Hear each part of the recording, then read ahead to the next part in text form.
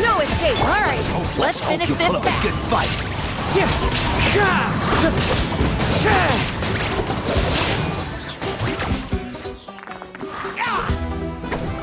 One with nature.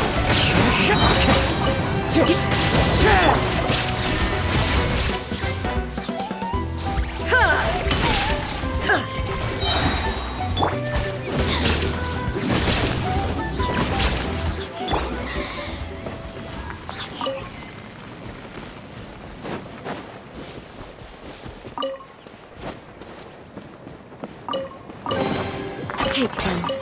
I have no need.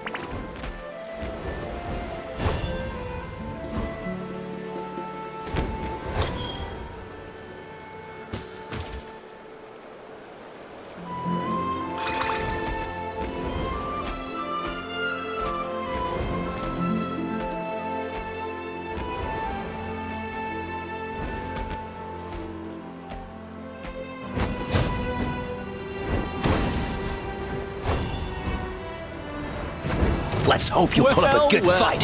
Here comes another. Here comes the storm!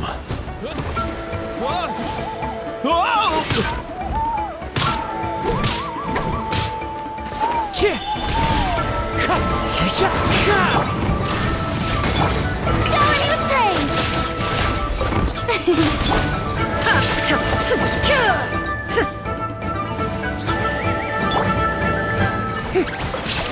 Let's finish this next time.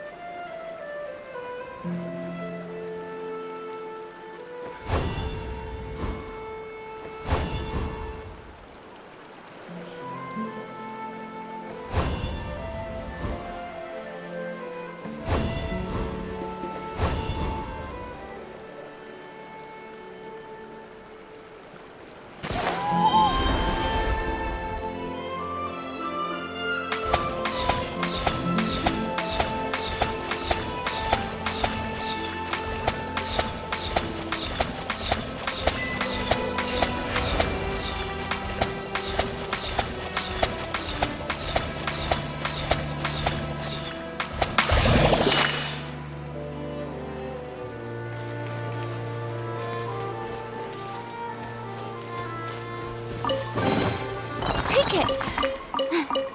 Go on. You have my approval.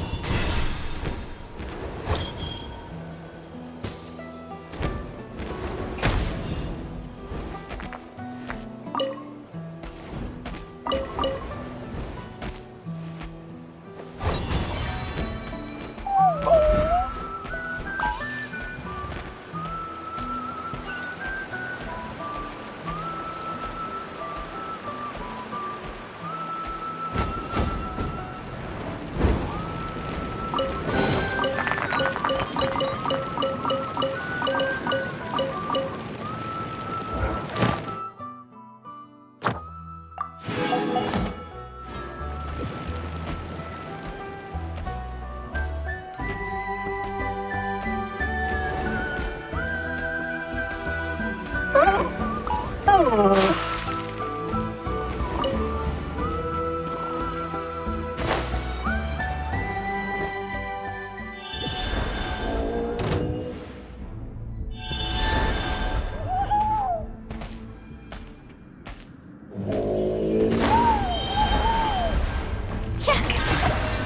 my name echo in song!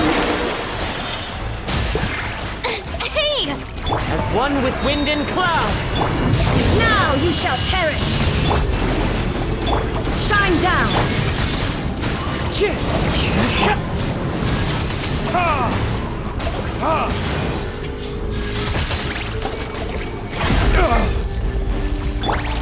There is no escape! The wind knows me.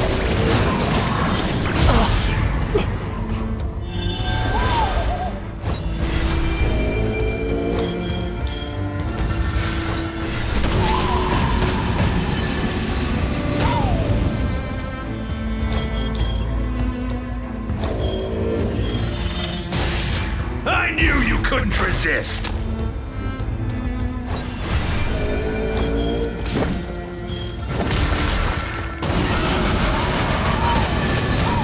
That hurt!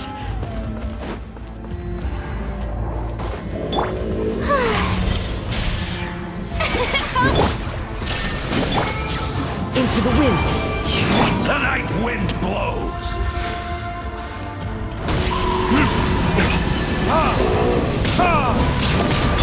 Illusion shattered! The wind knows me. A little frosting! Strike a pose!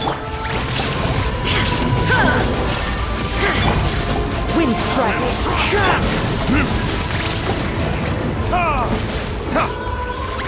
A little frosting!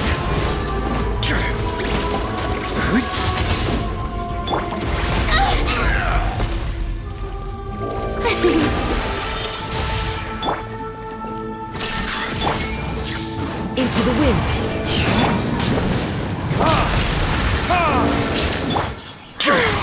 Yoo-hoo! There is no escape! The wind knows me. A little frosting! Verdict is... A little frosting!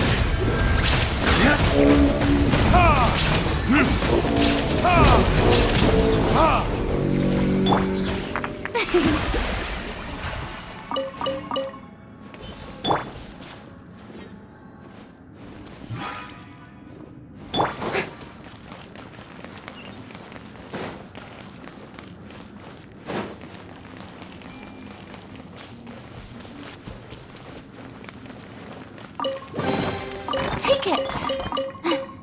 Go on. You have my approval.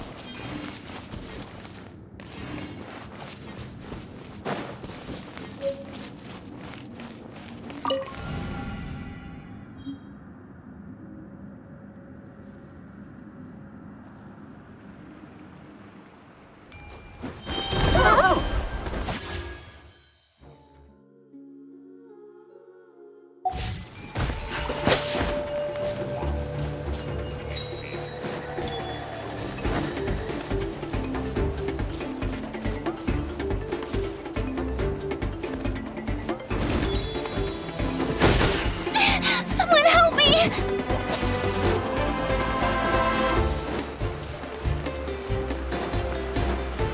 Let's hope you'll put up a good fight!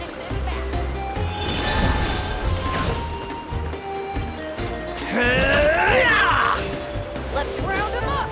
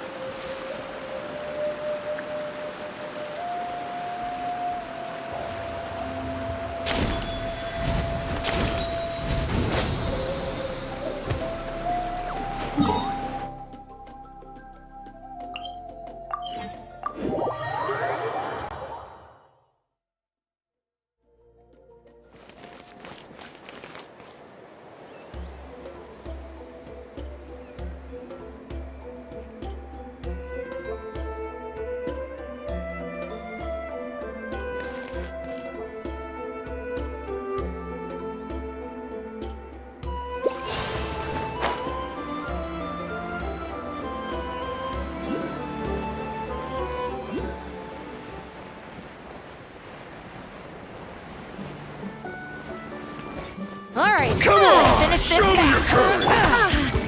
Shine down! Into the wind.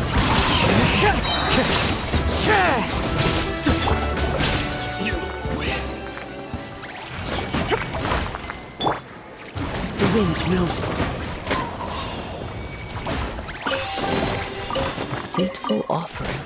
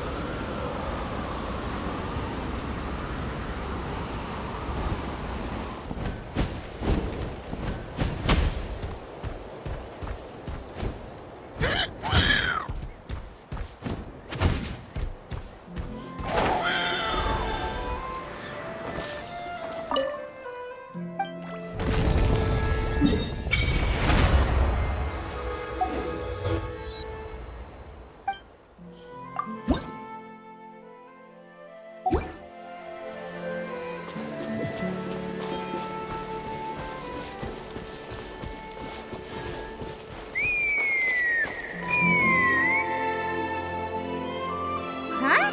What's that sound? Seems like it's coming from that bridge.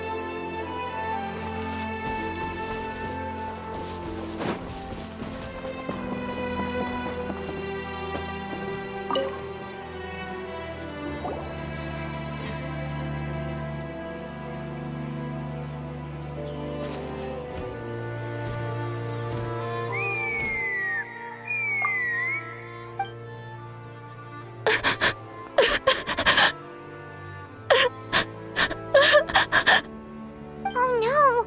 Why is she crying? Should we go check on her?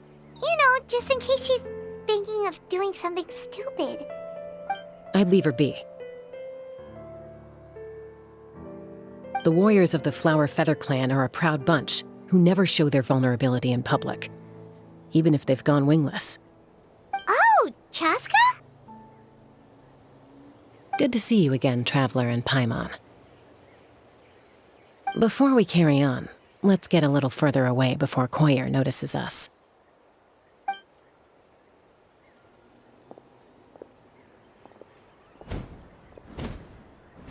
So, that girl on the bridge, Koyer, you said? Should she really be on her own right now? With the mental state she's in, it just seems risky. Don't worry. That's exactly why I'm here. Elder Alpa sent me to keep an eye on her. If she does attempt the unthinkable, I'll swoop in and catch her. I doubt it'll come to that, though. She's a fighter. A warrior, in fact. One who aimed for the sky. However despondent she might feel now, I'm confident she'll get through it. Well, in the Flower-Feather Clan, there's an elite flying squad made up of Kukasaur riders. But it's an extremely selective squad. To become a rider, you need to undergo a trial where you not only demonstrate mastery of the relevant skills, but also win the approval of the Kukasaurs. Very few candidates make it through the process. Koyer has spent years training for her most recent attempt, but unfortunately she didn't pass. So it's not hard to see why she's so upset. Sometimes, after multiple failed attempts to pass the flying tests and win the Kukasaur's approval, people get so disheartened that they give up on their dream to soar the skies. They resolve to quit trying for good. We call those people the wingless. Do they get expelled from the tribe? What? No, of course not. They're still prized warriors. We have a saying, just as the Kukasaur treasures every feather on its body, so the tribe treasures each one of its children.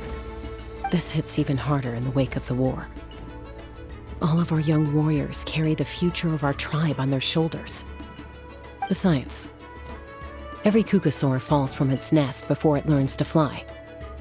It's practically a rite of passage. Likewise for the wingless, we always hold out hope that one day, when they're ready, they'll rekindle their dreams and keep trying. Until then, all we can do is quietly watch over them from a distance. Just like I'm doing now. Ah, okay. hope she'll get back on her feet soon. Well, from the sound of her whistling, her confidence has been seriously shaken. No Kukasaur is going to respond to a call that sounds like that. Yeah, people from my tribe call to their saurian companions by whistling or blowing a horn. So it sounds like Koyer was trying to summon a Kukasaur to practice her flying. But the Kukasaurs are an even prouder bunch than our warriors. They would never respond to a lackluster whistle like that. First she failed the trial, and now she's struggling to even summon a Kukasaur. That's only going to hurt her confidence further. And getting trapped in that vicious circle is the kind of thing that'll make people go wingless. Surely there must be something we can do to help. That's very kind of you. Koyer's flying skills are up to par, but mentally she's stuck in a rut. If she wants to return to the sky, she has to overcome that for herself. I'm going to lay low nearby, just in case she takes a turn for the worse. Let me give you a tour around the tribe once this is all over.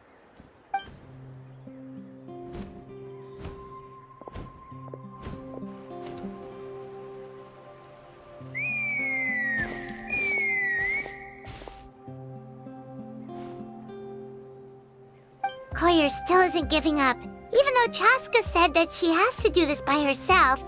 Paimon can't help feeling like maybe we can nudge her in the right direction. What if we could get a Kukusaur to fly up to her? That might give her the confidence boost she needs.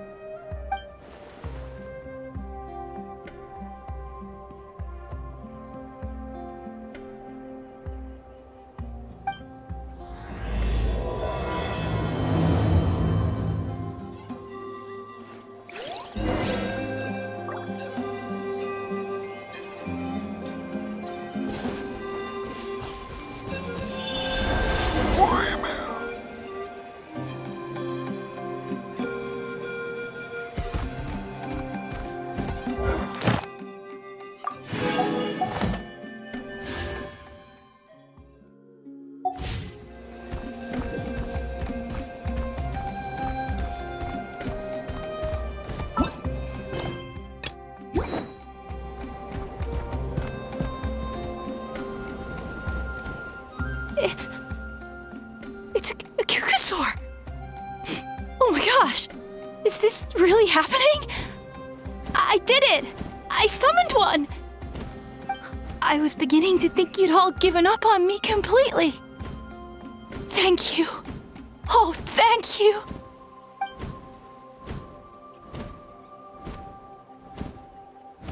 Excuse me? Would you mind if we did some flying practice together? Right now? I think I know where I went wrong in the test now. I need to maintain a higher speed on my turns. So I just gotta practice my bell tail slides and split S maneuvers.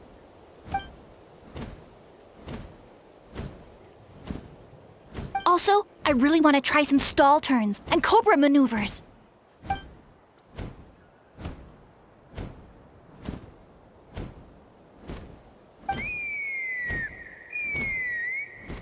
Huh?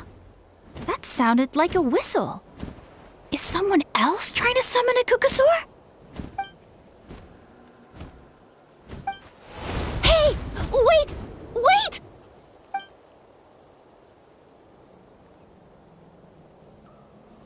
Do you think Koyer's feeling better now? Let's go back to that bridge and check.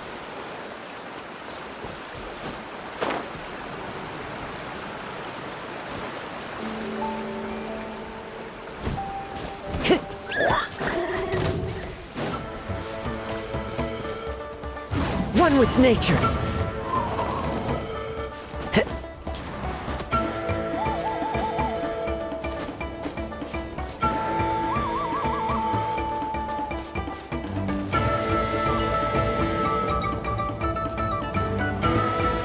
Chaska! I summoned a Kukusaur! They do still respond to me after all! Although, unfortunately, someone else summoned it away again before I had a chance to go for a flight. Oh, really? That is unfortunate. But if you can do it once, you can do it again. Keep at it, and you'll pass the trial eventually. You're right. You know, I almost thought about giving up, but I'm glad I didn't. Hey, Chaska, how's Koyer doing? Huh? Who are you? And how do you know my name? These are my, friends. The Traveler and Paimon. You came up in conversation the other day because I was telling them about up-and-coming warriors in our tribe. Oh, the Traveler, huh? So that's you. What do you mean up and coming? I'm closer to being wingless than I am to passing the trial. Anyway, we haven't met before, have we? You look so familiar somehow. Maybe you saw her in the stadium? Or anywhere, really. She's been all over Natlan lately, so it's not surprising that you've seen her around. If you say so.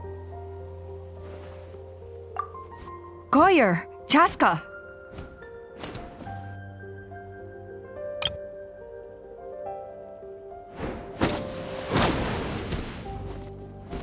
Here you are. I've been looking everywhere for you two. Oh, Elder Alpa! What's the matter? I thought I should tell you myself. We're going to redo the flying trials. Redo them? How come? This is so unexpected. And I can't believe you came out here just to tell us that in person. It's embarrassing to admit, but due to time constraints, we didn't do a proper inspection of the arena before the last round of trials began. Then we started to notice many candidates performing worse than expected. So we redid the inspection afterwards and found a number of issues which likely impacted candidate performance. This was entirely our mistake, and I apologize unreservedly. I know it doesn't make up for it, but I thought bringing you this message in person was the least I could do. Oh, okay. Chaska, these people you're with, are they the Traveler and Paimon? Huh? You've heard of us?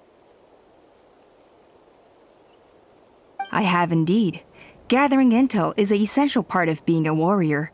Plus, you've already made quite a name for yourself in Natlan. Actually, I've been meaning to invite you to enjoy our tribe's hospitality for some time. Hospitality? Oh, that includes food, right? Of course it does. If you let us host you, you'll be treated quite lavishly. Mighty warriors are highly revered in our tribe. Besides, we still owe you for your help during the war. Without you, we would have suffered far worse at the hands of the Abyss. So I like the chance to show you our gratitude on behalf of the whole tribe. Mighty warriors, plural? So Paimon counts too? Paimon's starting to like you a lot. That should go without saying. Your flying skills are the envy of our tribe. The Flower-Feather Clan seems like a really nice bunch of people. We definitely need to take her up on this offer. Well, I'd love to stay, but I'm afraid I still have to inform the other candidates about the retrials.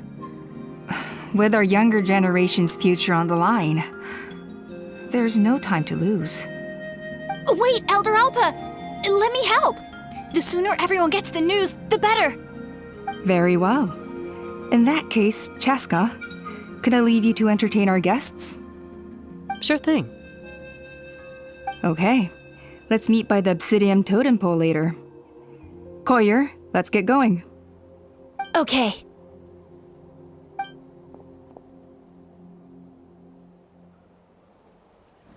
All right, they're out of earshot. I'm just gonna come out and ask. That Kukasaur who responded to Koyer's call, that was your doing, wasn't it? I grew up with these creatures. I could tell something was off the second I saw it. Her whole demeanor seemed less like a Kukasaur and more like, well, you. So I figure you must have been pulling the strings somehow.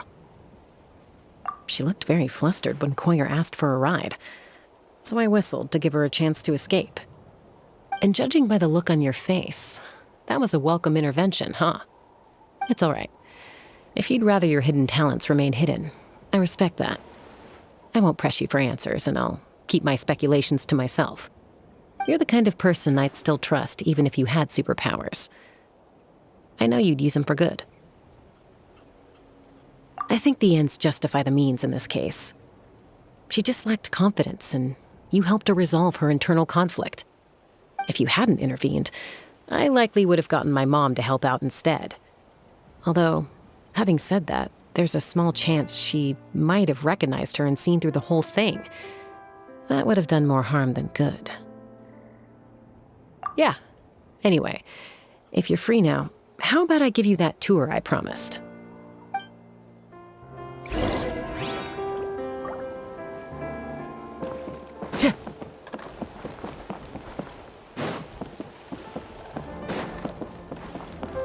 Time to go.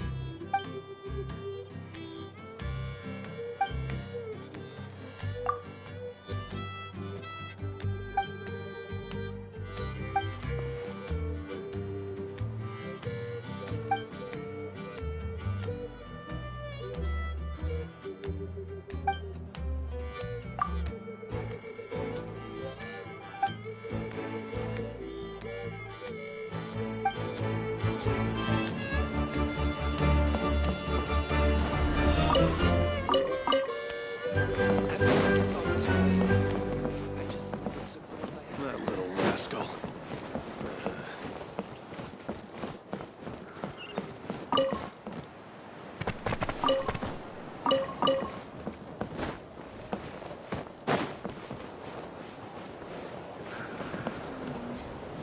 What kind of tone are you supposed to talk to Saurians in?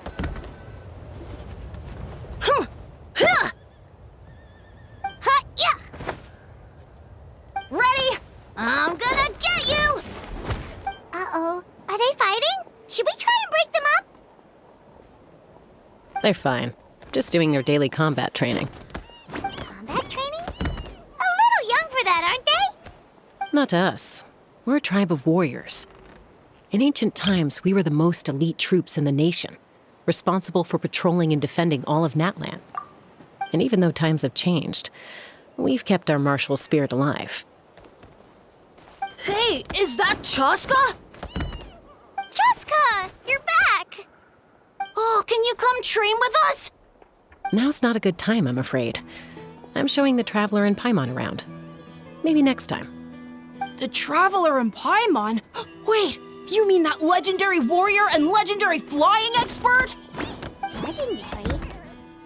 Yep, that's us, all right. Awesome. It's so cool that you can fly without having to ride a cuckoosaur. Even Chaska could only do that for short distances. Miss Traveler, can you teach me some cool sword tricks? Oh, Miss Traveler, my family's shop makes the best volcano cake. You gotta try it. Let's behave ourselves, everyone. These people are here as our guests. They're going to meet Elder Alpa in a few minutes anyway.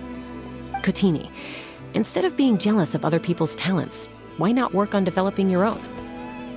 Kapak, there's no point in trying any cool sword tricks until you've mastered the basics.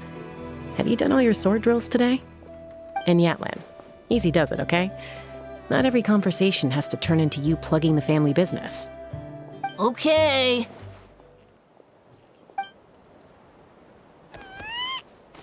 Sorry about those kids. They just got overexcited when they heard your name. Hope it didn't bother you too much. This is a volcano cake that Yatlan forced into my hands. She said to think of it as an apology gift. Whoa, it smells that's good. Yatlan will be thrilled. By the way, Chaska, those kids really adore you. You're way better with them than Paimon expected. Paimon figured you'd be more... aloof, maybe? Aloof, huh? Well, to be fair, there was a period when I was like that. Around the time when I first joined the tribe. But it's a terrible attitude to have as a peacemaker. It tends to turn situations that could have had a peaceful resolution into a stalemate that can only be resolved by force. Yep, exactly. As long as other options are available, I try to avoid that at all costs. Someone once told me that peace imposed by force will crumble in a matter of days. But peace achieved through genuine dialogue actually benefits both sides. Even if sometimes the parties are only willing to negotiate because they're both armed to the teeth. That's true. Hey, Chaska! Uncle Cusco knows you're back, and he's coming to get you. Oh, thanks. Traveler, Paimon, got a dash.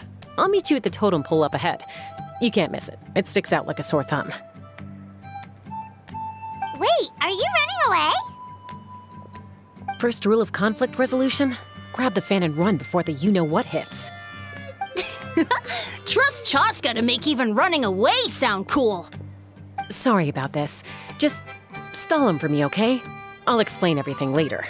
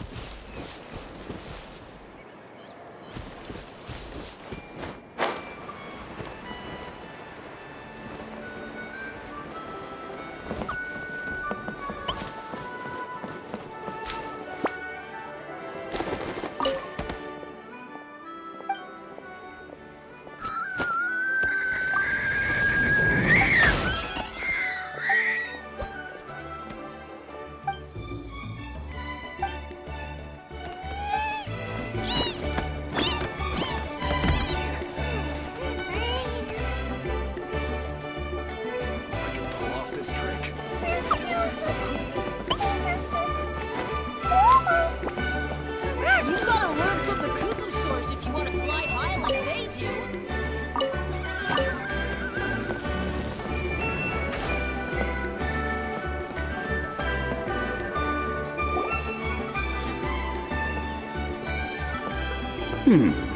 A golden-haired outlander and a white flying object. You must be the traveler in Paimon. I heard Chaska was with you, but I suppose she's run away again, has she?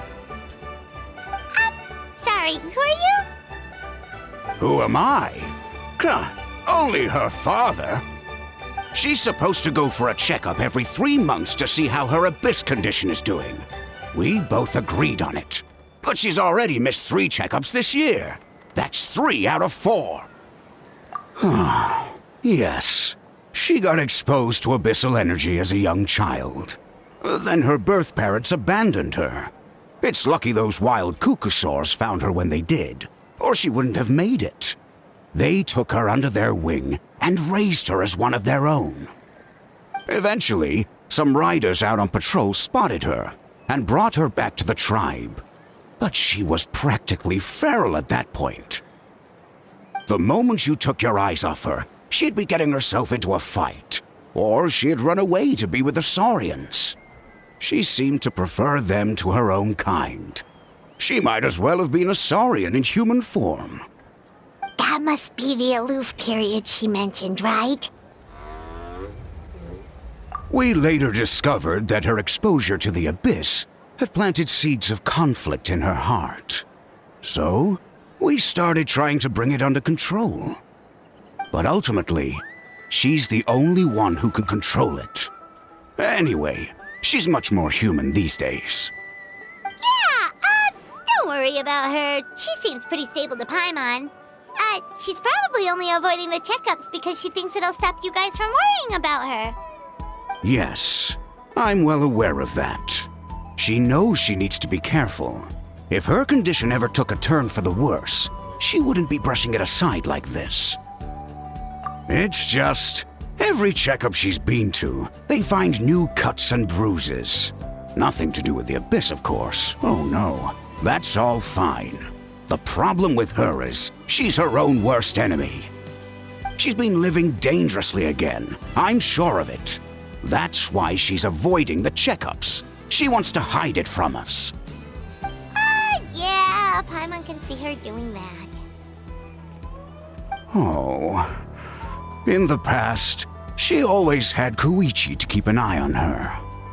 Now Koichi's gone, and I don't want to lose another daughter. Chaska's been increasingly reckless since Koichi passed. It's like she's trying to make up for it somehow.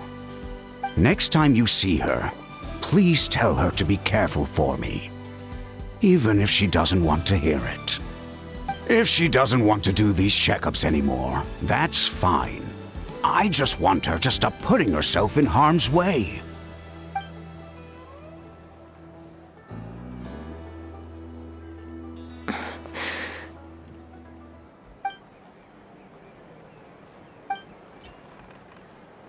Whoa, where did the time go? We should be back up with Chaska before it gets any later. To get to the totem pole, we need to head north, right? I'm sorry. I didn't mean to keep you so long. I don't get to talk about my daughters much. Once I got going, I lost track of time. I should be getting back to work now.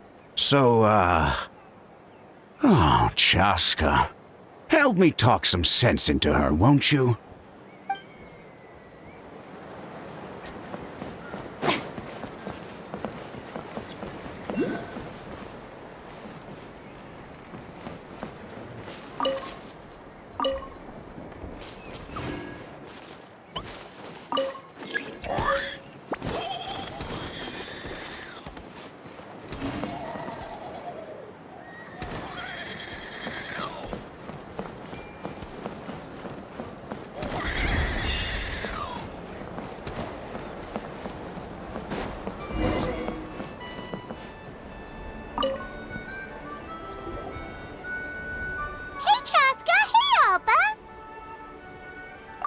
It's all right. I bet my dad talked your heads off, huh? What did he say? I was sometimes a little impulsive back then. That's putting it mildly. The memories. It feels like it was only yesterday when we brought you back and had Cusco and his family take you in. Back then, no one imagined this feral child would grow up to be the strongest warrior of the Flower-Feather Clan. Huh? You were the one that brought Chaska back to the tribe? That's right. Elder Alpa was already a veteran rider by then. She spotted me while patrolling from the skies and tracked down my Kukasaur mom. Mom agreed it was time I tried to re-enter human society. But I didn't know the first thing about being civilized. I clashed with everyone who had to deal with me. And look at you now, renowned throughout the land as a peacemaker. How time flies. When the day comes that I can't fly anymore, it will be up to you to look after our tribe and our flying squad. You know me, though. I'm not a natural commander. I'm better off as a lone wolf on the front line. So stick it out at least a few more years, okay? Give Koyer and the others time to come into their own. Oh, stop. the leader just the strongest warrior in the tribe?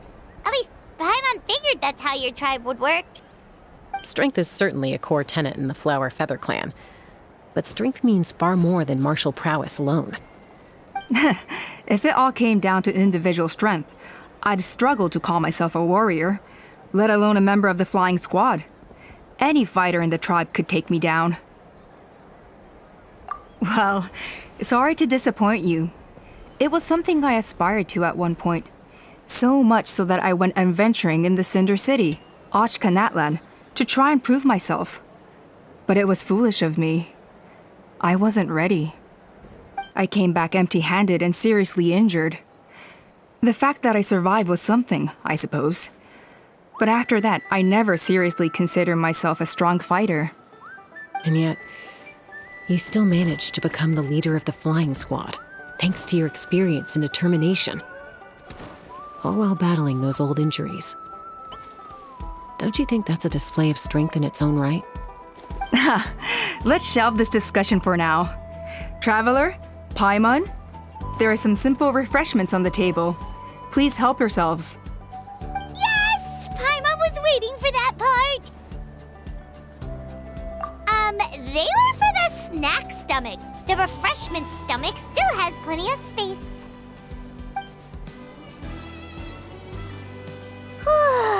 Paimon is so full. Well, if you're enjoying our hospitality, feel free to stay with us as long as you like. Elder Alpa? There's, something's come up.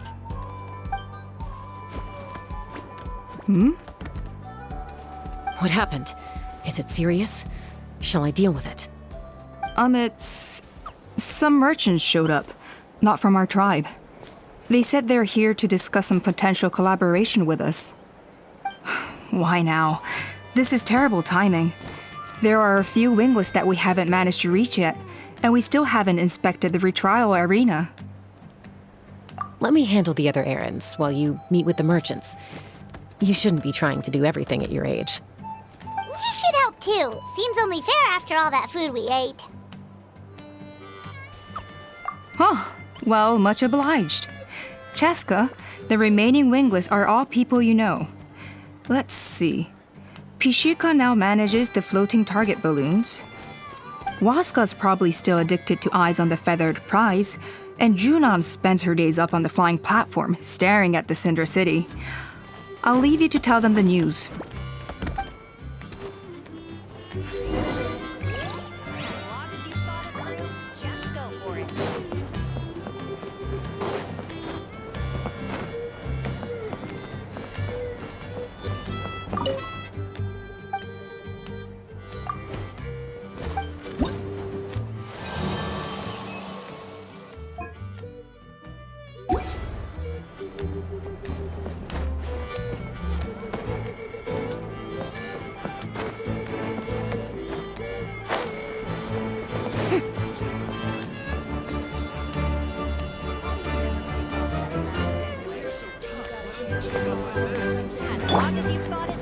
The wind knows me.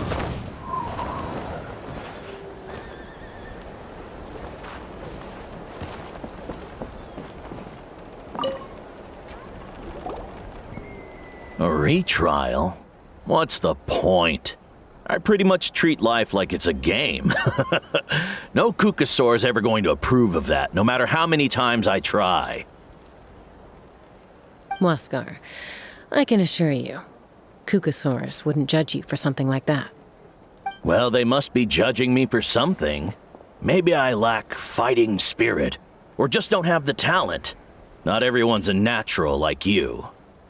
Don't waste your time on me. You'll have better luck with the ones who still have their heads in the clouds.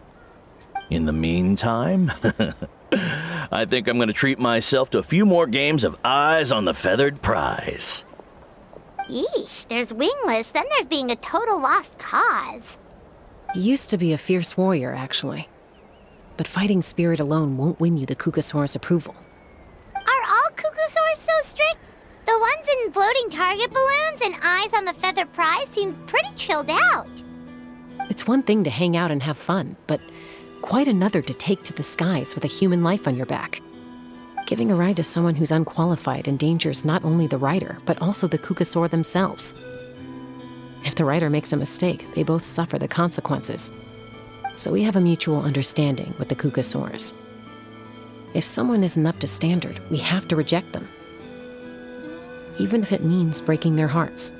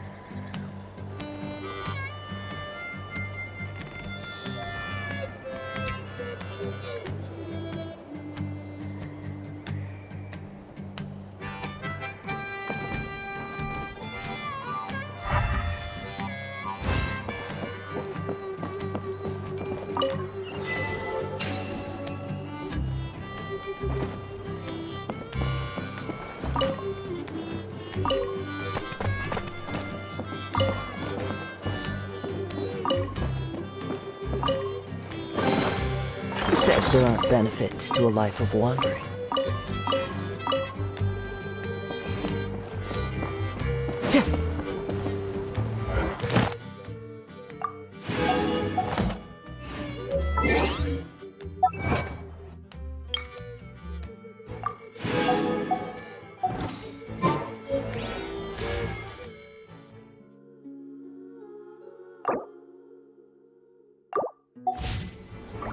This scenery is wonderful. Surely enough to convince anyone to.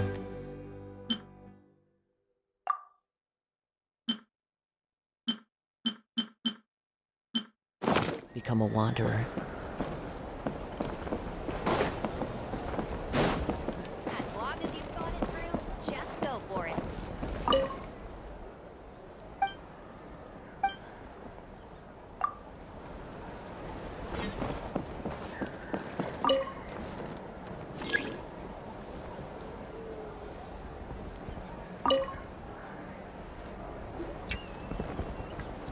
Are you sure you don't want to reconsider, Pashika? I appreciate it, boss. But honestly, I'm pretty happy with my life nowadays. Pashika, they're redoing the flying trials. Huh? Mutoda? Ah, did Alpa send you? I was just telling Pashika the news, actually. The way things are with the tribe these days? I mean, you don't need me to tell you. This here is no future for a seasoned warrior like you. Ah, come on, boss. Do you have any idea how long it's been? I've been wingless for years now. I'm not cut out for that anymore. Of course, I'll do my part if we ever need to defend the tribe. But there's really no point in me trying out for the flying squad now. I've already made my peace with it. Not everyone has what it takes to return to the sky after going wingless. Elder Alpa's perseverance is something else. And it's okay if I'm not destined for greatness. I might not have the Kukasaur's approval, but with my hot air balloons, I can still reach the skies. Handling these balloons every day, seeing how the customers react, the looks on their faces, that's enough for me. Finding something you love doing can be just as hard as passing the flying trial. It's worth holding on to. Fair enough. It's your choice. I won't force you. Oh, by the way, you should try taking a balloon ride if you've got the time.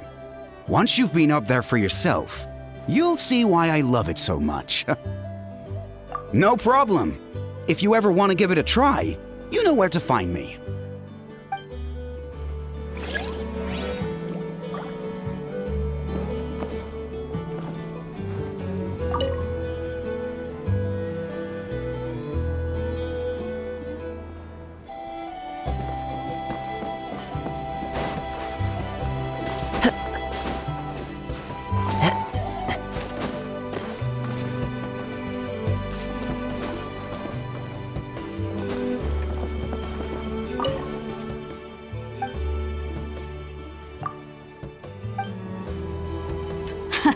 Let's go! In the Floating Target Balloons Challenge, you basically want to hit as many balloons as possible. But watch out, because...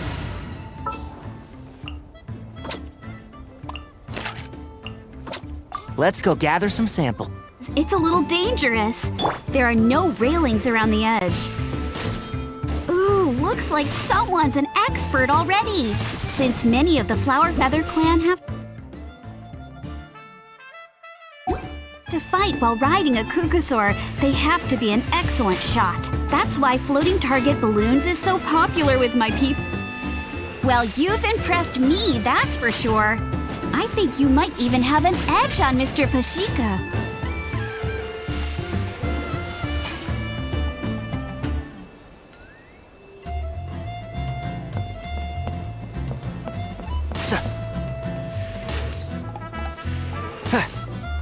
Hey, look over there! Saibo flies by whenever we wave the flag.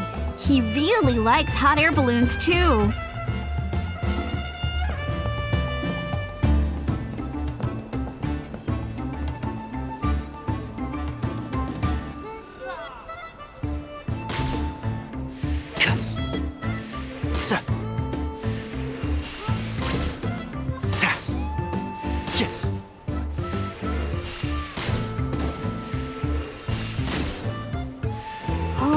I didn't know you could do that!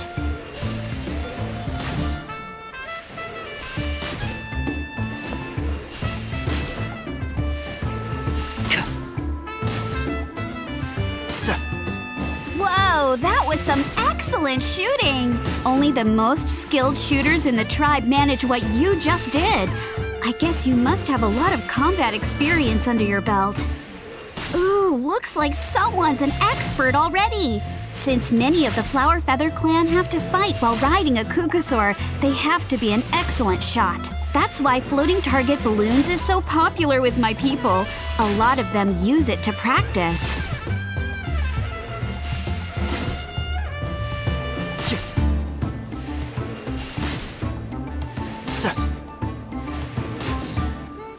You can do it! The challenge is almost over. Keep going!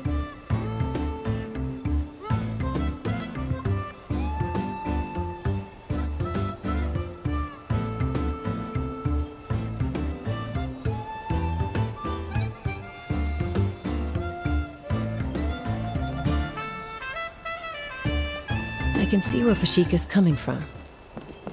The view from up high really is spectacular. I don't usually notice, because I tend to just zoom along without taking in the scenery.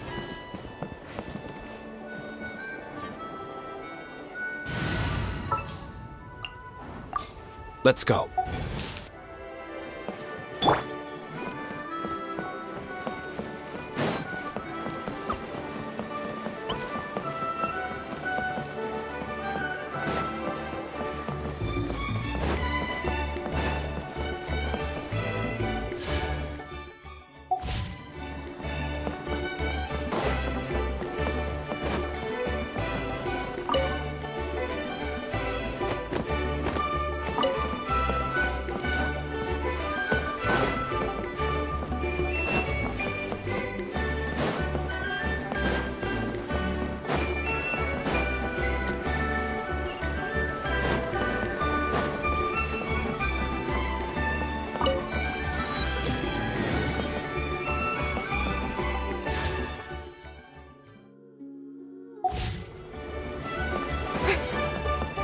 Whether you're up in the sky or down below the ground, volcano is always...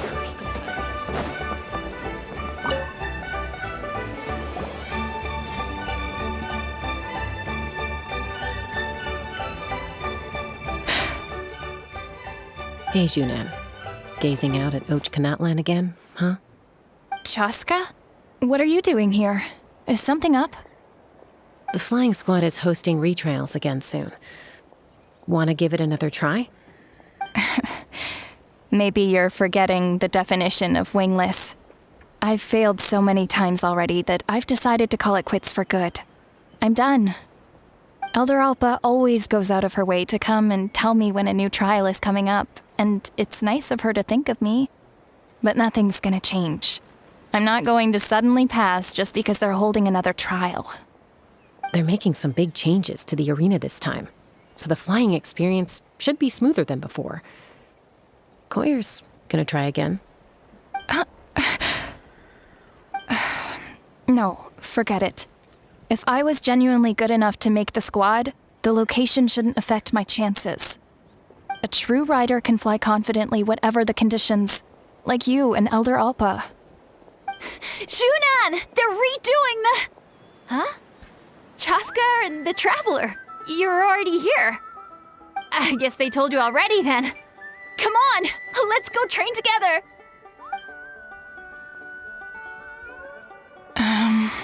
I'm gonna sit this one out. What? Why?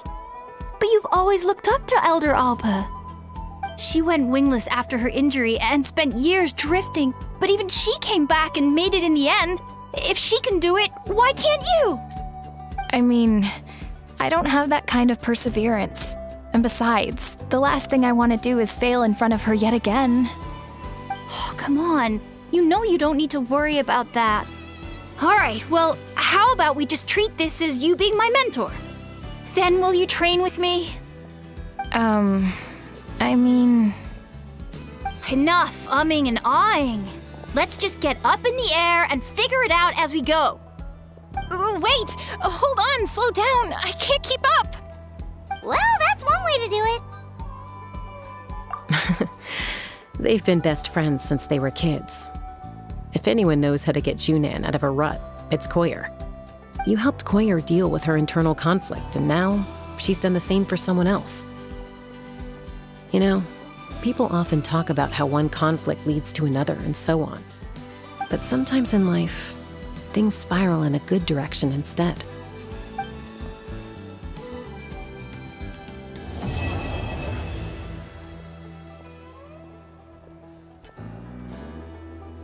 It's been a few days since the battle. Hopefully the tribes are getting back to normal. The Flower-Feather Clan was hit the hardest, right? That's Chaska's tribe. Maybe we should check how everyone's doing. We might be able to help them out. We've notified all the wingless on the list now, right? Where to next? The trial arena. It's not far from the tribe.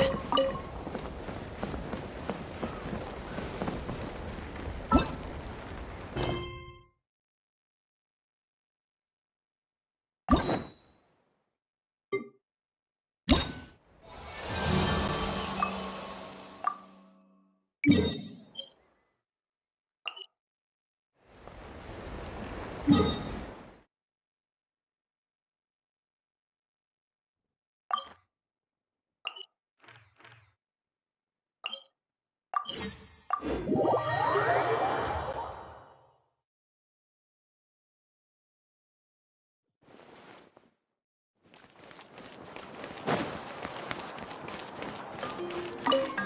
Astra Abyssal. Thank you for completing.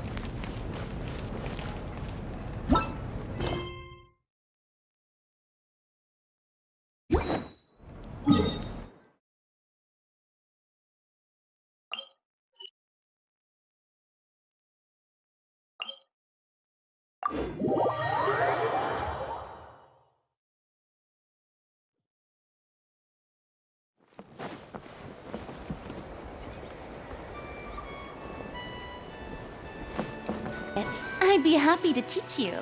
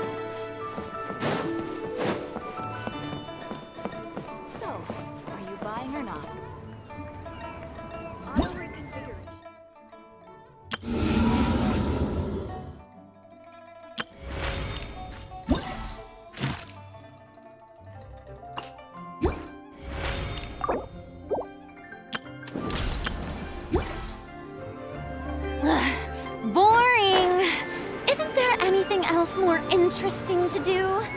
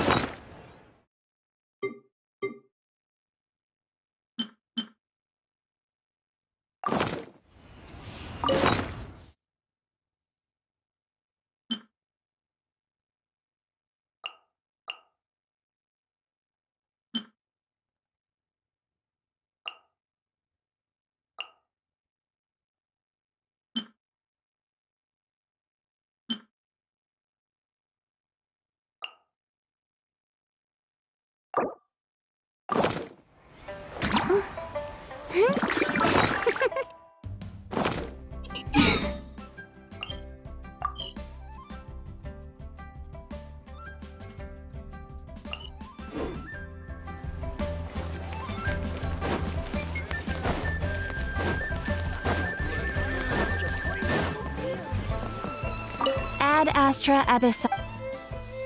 Thank you for Ad Astra.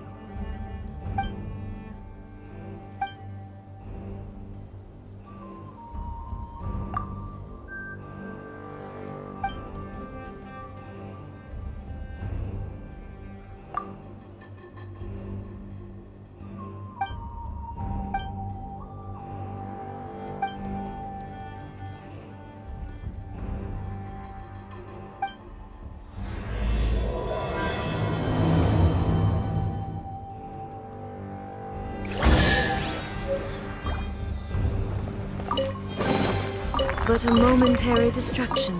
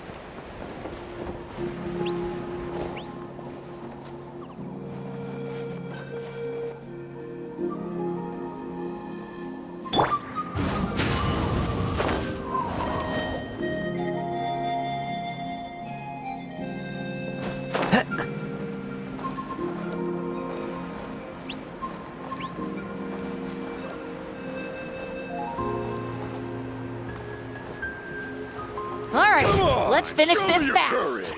The wind knows me. This is the end. Illusion shattered!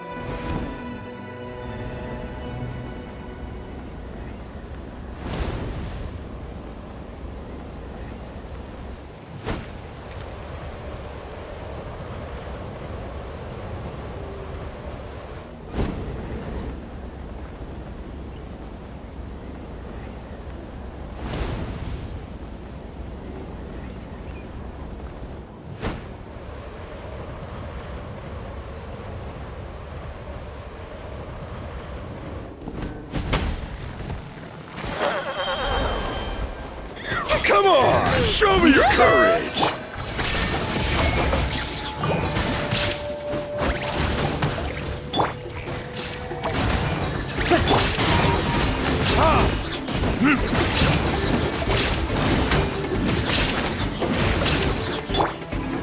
Into the wind. There is no escape! Strike a pose!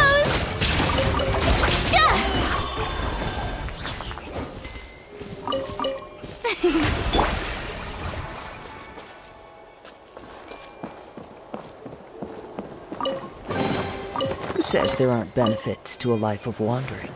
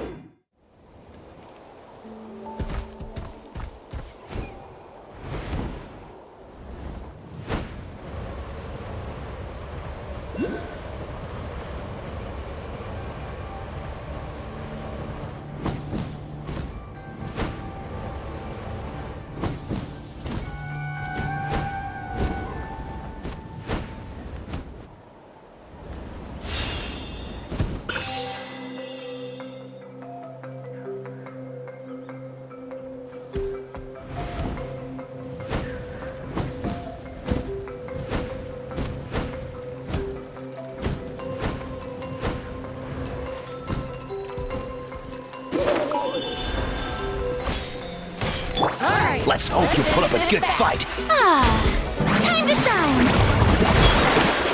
Here comes the dust storm! Wind strike! That was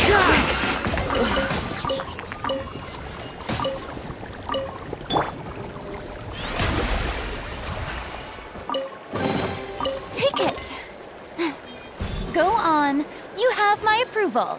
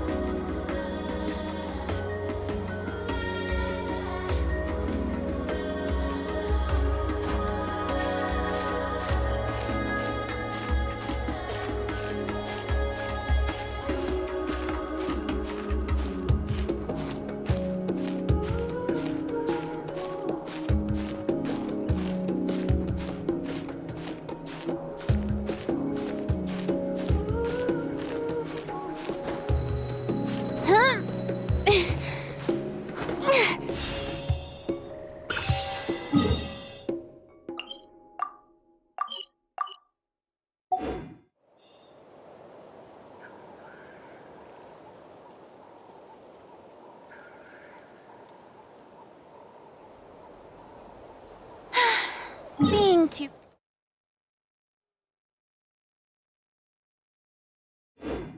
popular can be such a hassle. Who knew the people would adore me so much?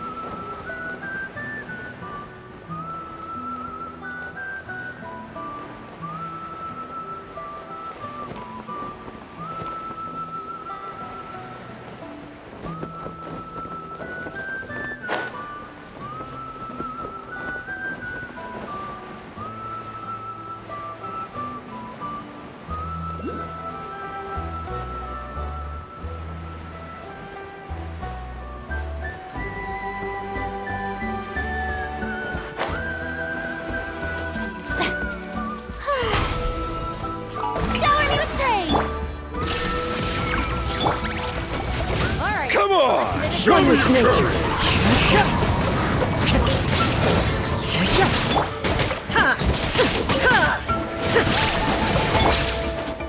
The wind knows me.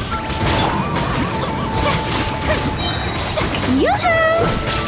That was quick. Take it. Go on. You have my approval.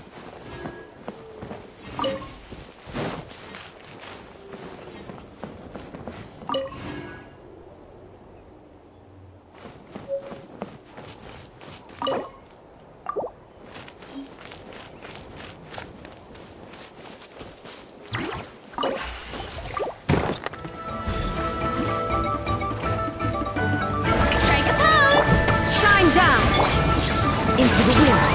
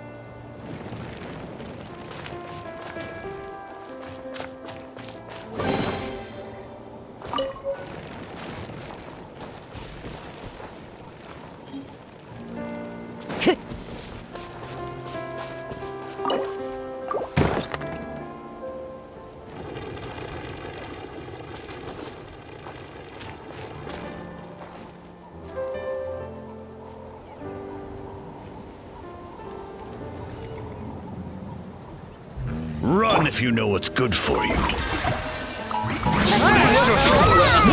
Here comes another. There is no escape! One with nature. Insolent! This was new. Now you shall perish!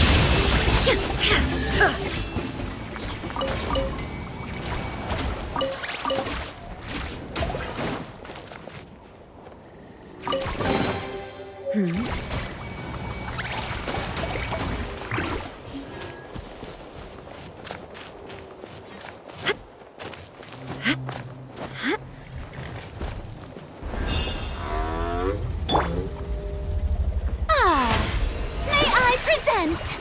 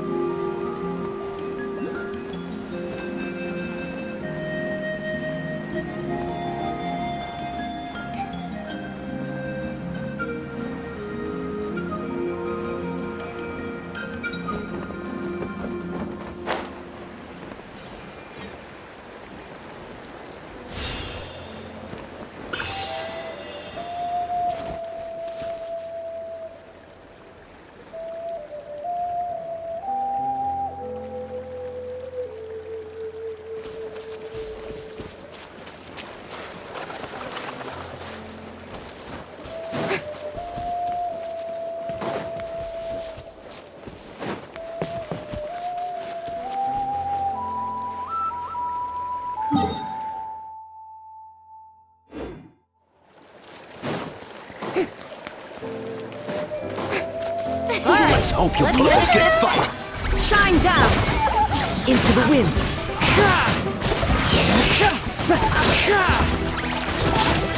Here comes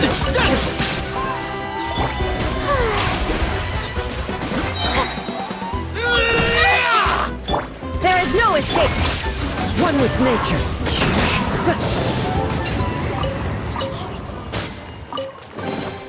Brings a smile to my face.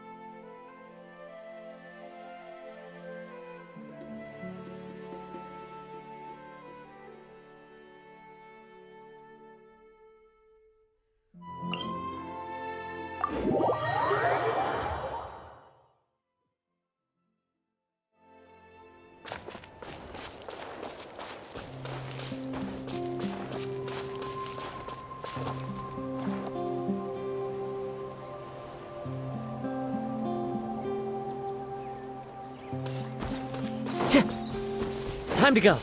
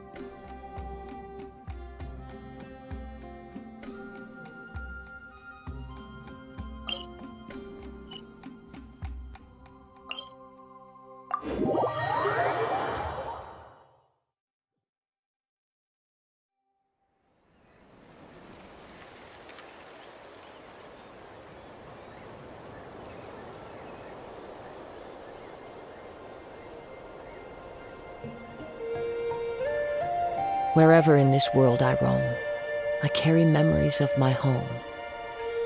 This blade, it is the last link I have to the land of my birth.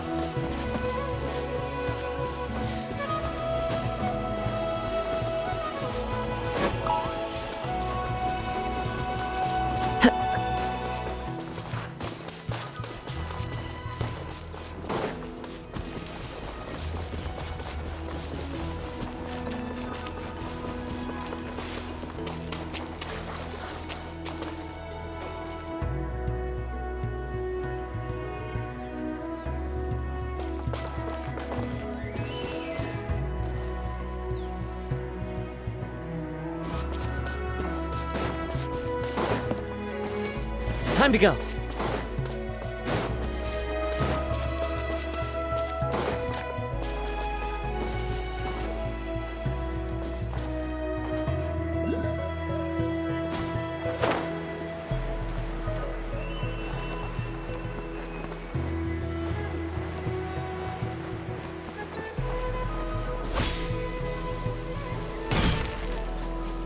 Sure.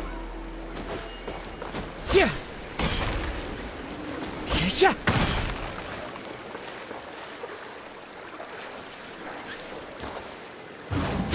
Yeah.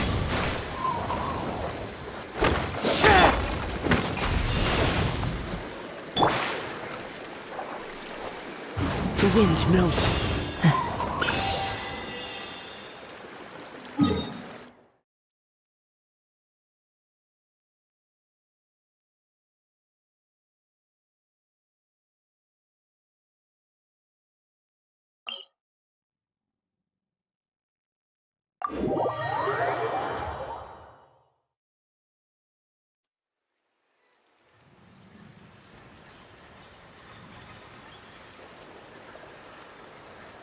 This scenery is wonderful.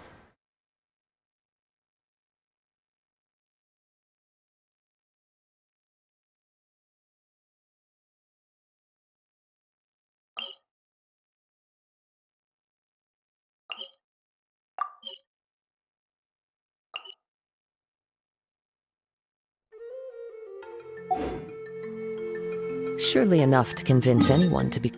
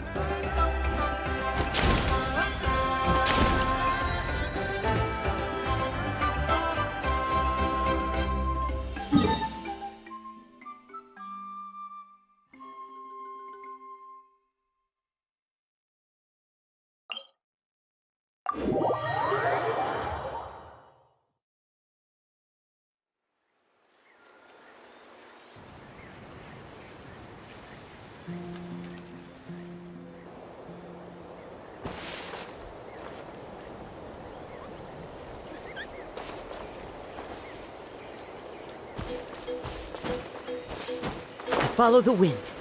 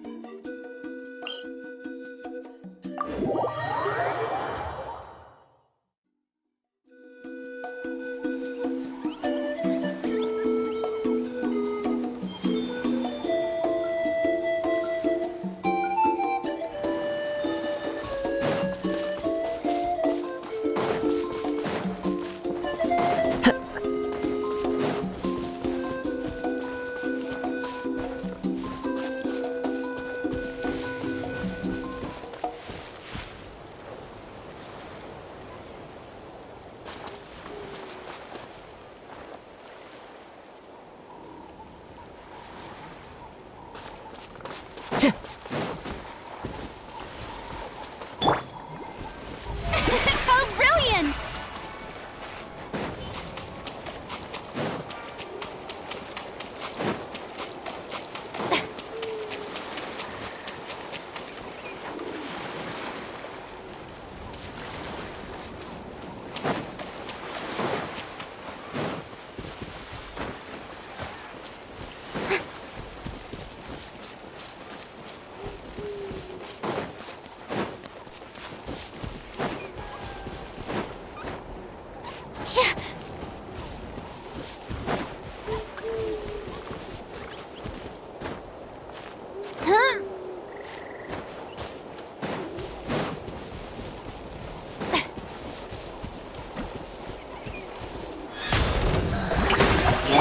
Shine down!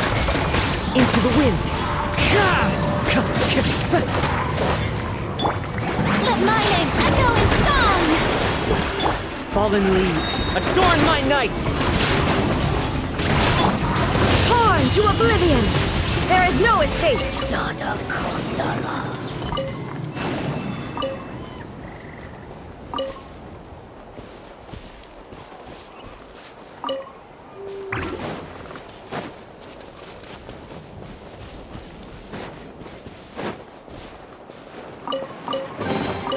But a momentary distraction.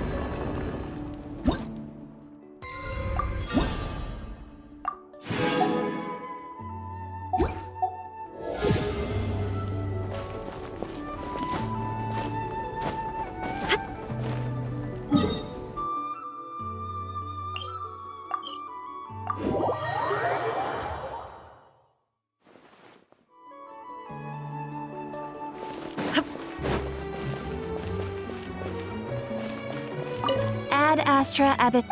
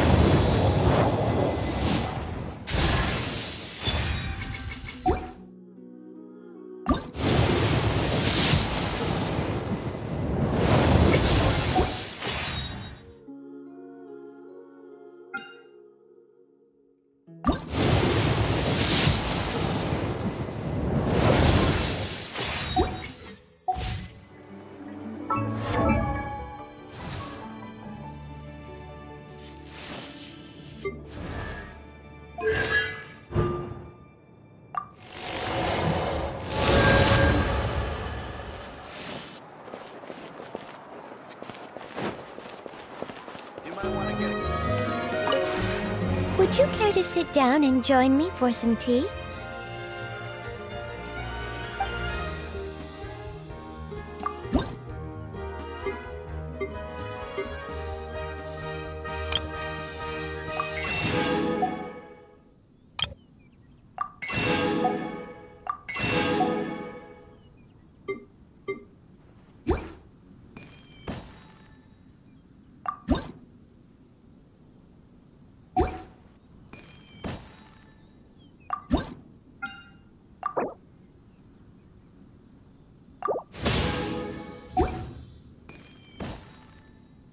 If you ever have any questions...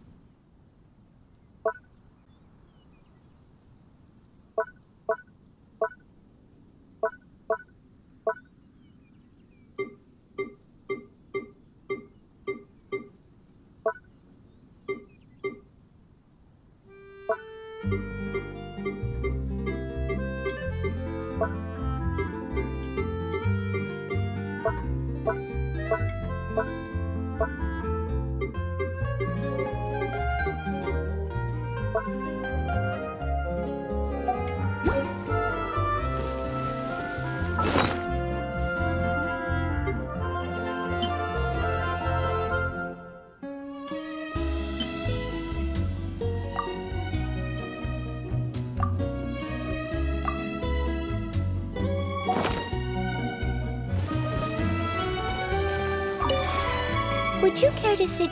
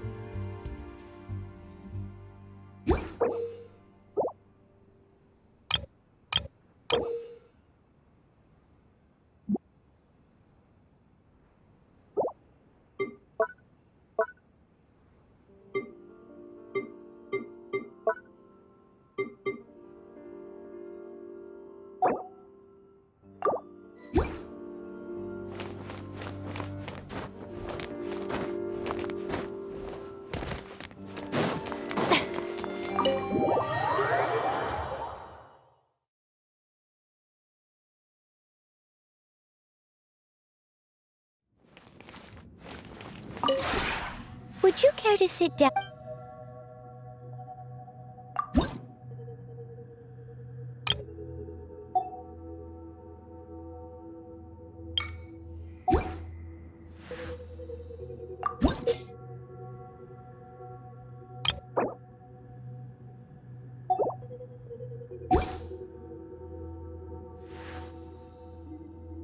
If you ever...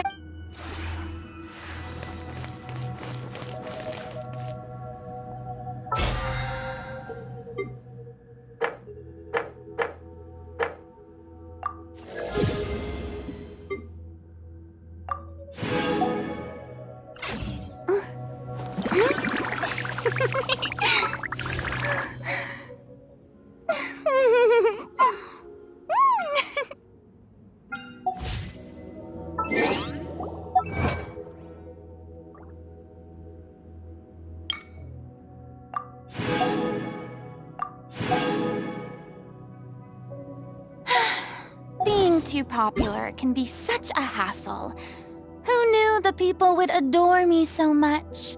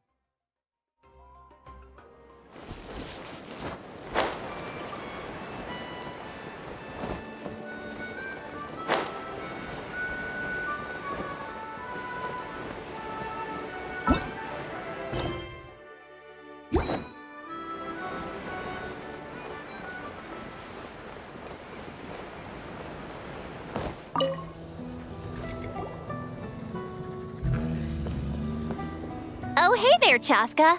Did Elder Alpa send you? Yeah, she's got other things on her plate right now. How are things looking here? Well, the inspection revealed numerous blockages all over the trial arena.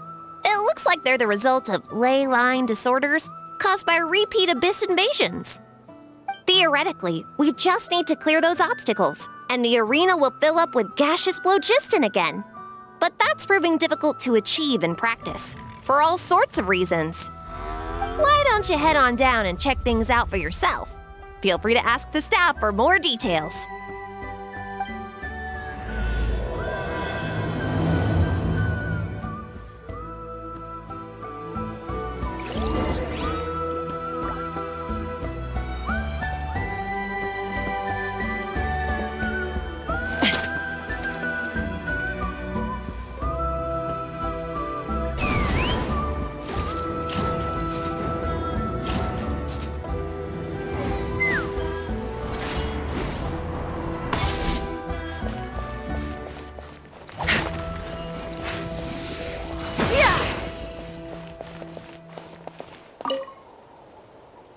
I think it should be possible to clear this spout with just a few hard hits.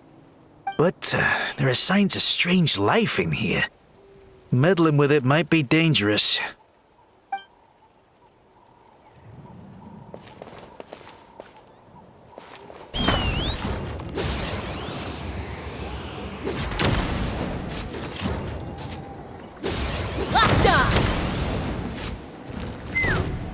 Hey! Monsters! Into the wind.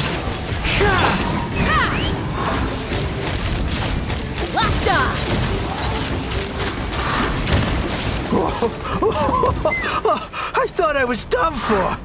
Oh, this spout should be good now. Thank you very much.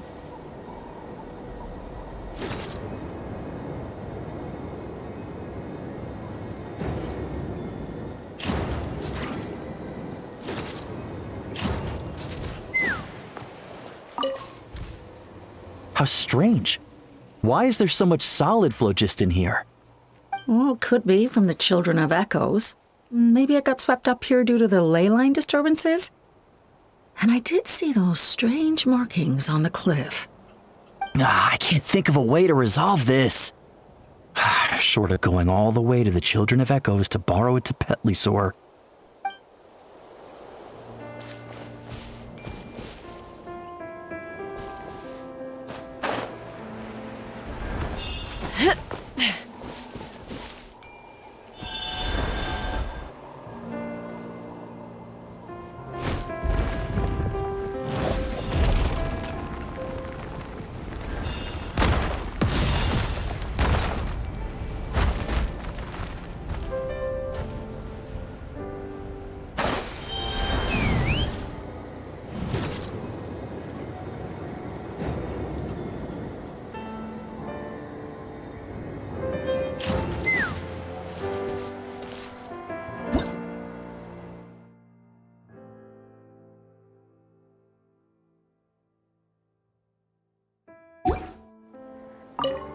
This is crazy. I put all of my strength into it, but it just won't break. Maybe Inkanak was right after all. If a stable structure is formed inside the solid phlogiston, I'll need to hit all the weak spots at the same time to break it. But how am I supposed to do that?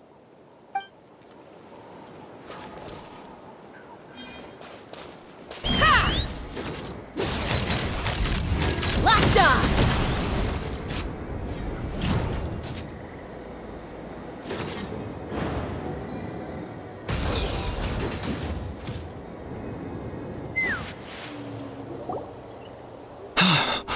Oh, are you here to help? Thank goodness. There's no way I could do all this by myself. So the blockage here has to be cleared using a special bomb, but carrying explosives up that steep slope would be a recipe for disaster. If I dropped it or slipped and fell, I'd be blown to bits in an instant. So, my plan was to transport the bomb to the other side, then send it over in a hot air balloon. All I need now is for someone else to strike the balloon at the right moment, dropping the payload right on top of the spout, and problem solved. What do you think? Simple enough, right?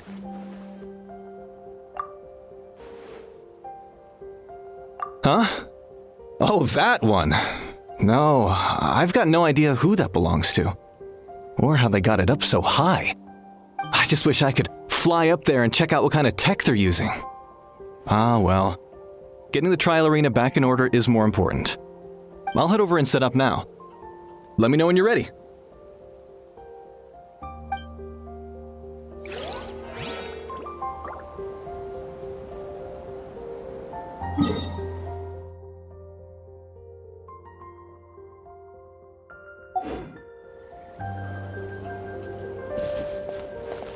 All right, get ready.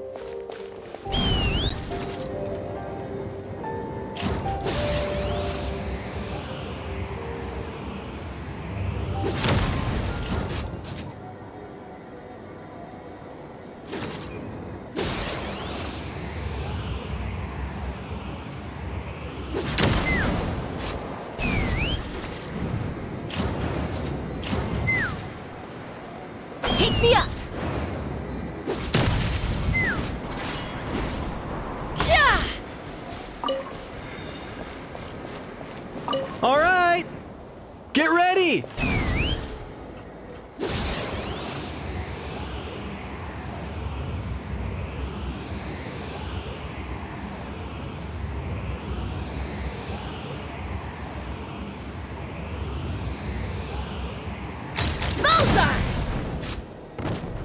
gaseous phlogiston is being replenished. Looks like all the spouts have been unblocked. Let's head back up.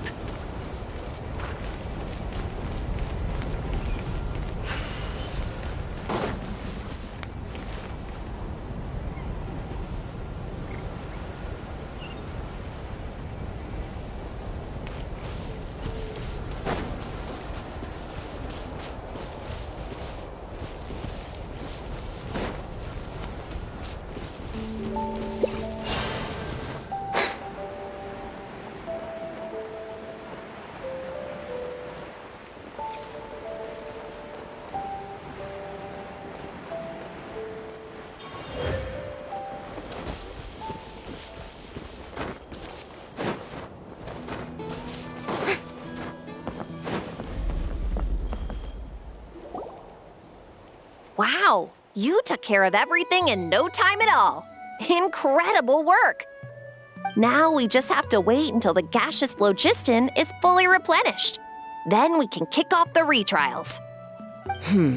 Actually, Inkanak, I'd like to do a test flight first, just to make sure we're not missing anything. Could you arrange that for me? Huh? But you only just finished getting the arena ready. There could still be other hazards we're unaware of. All the more reason to have me test it out. Think of it as another inspection. I guess you're right. With your flying skills, you won't be in any serious danger, even if there are hazards we overlooked. The conditions in this area seem a little unstable, but a test flight is the only way to catch any lingering issues. All right, I'll get things set up for you. Just let me know when you're ready.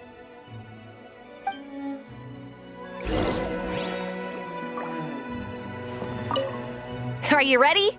This should be a piece of cake for Chaska, but still, try to be careful. All right, then spread your wings and fly. Let's fly.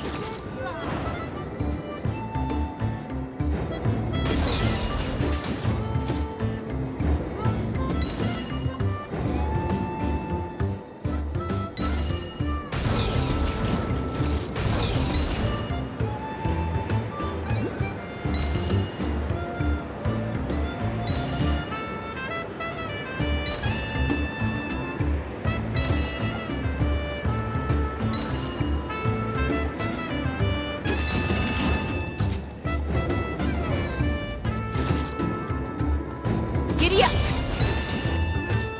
Giddy up!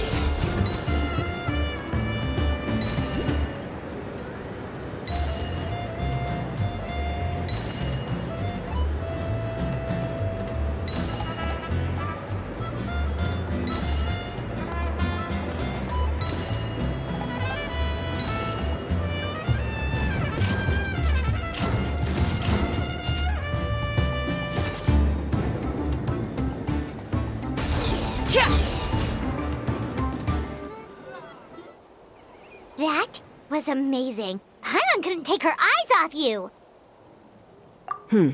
No, nothing major. Give it a few days, and we should be able to conduct the trials. Help! Help me! You're from the Flower-Feather Clan, right? Please, come quick, you've got to help us! Catch your breath first. What's the situation? We got attacked by a Kukasaur. My friends are still stranded in the middle of the road with the goods we were transporting. Please, I'm begging you, save them! Huh? Are Kukusaurs really that aggressive? Do they usually attack groups of people unprovoked? Not in my experience, but there are exceptions to every rule. Let's go check it out.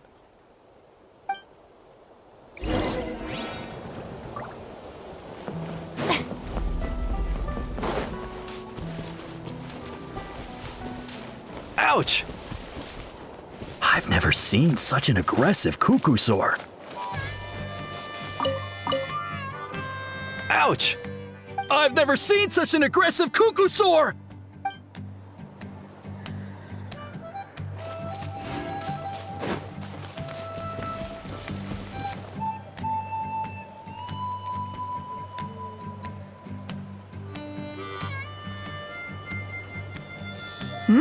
Chaska? Traveler?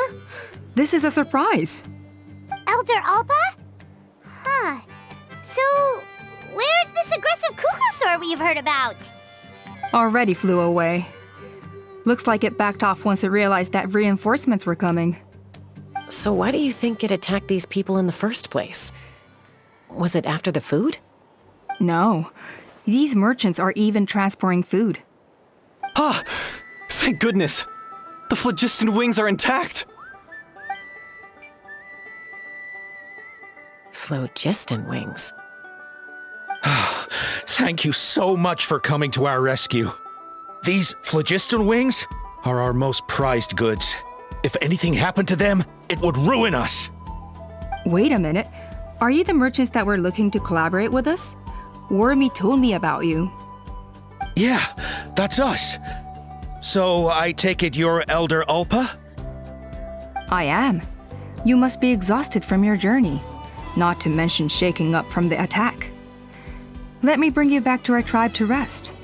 We can talk business after you've recovered.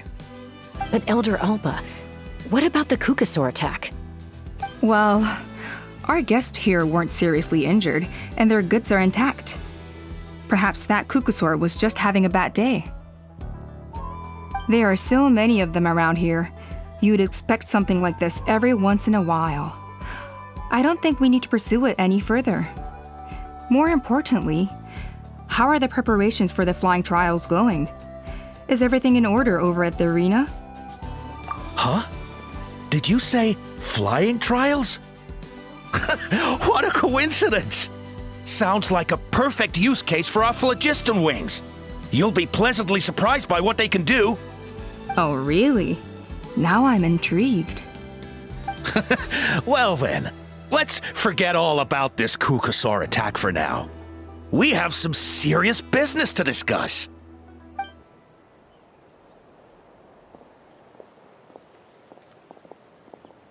Huh?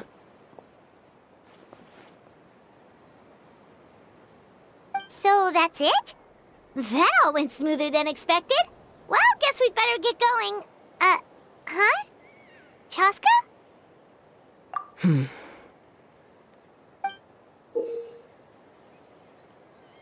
A blood-stained feather.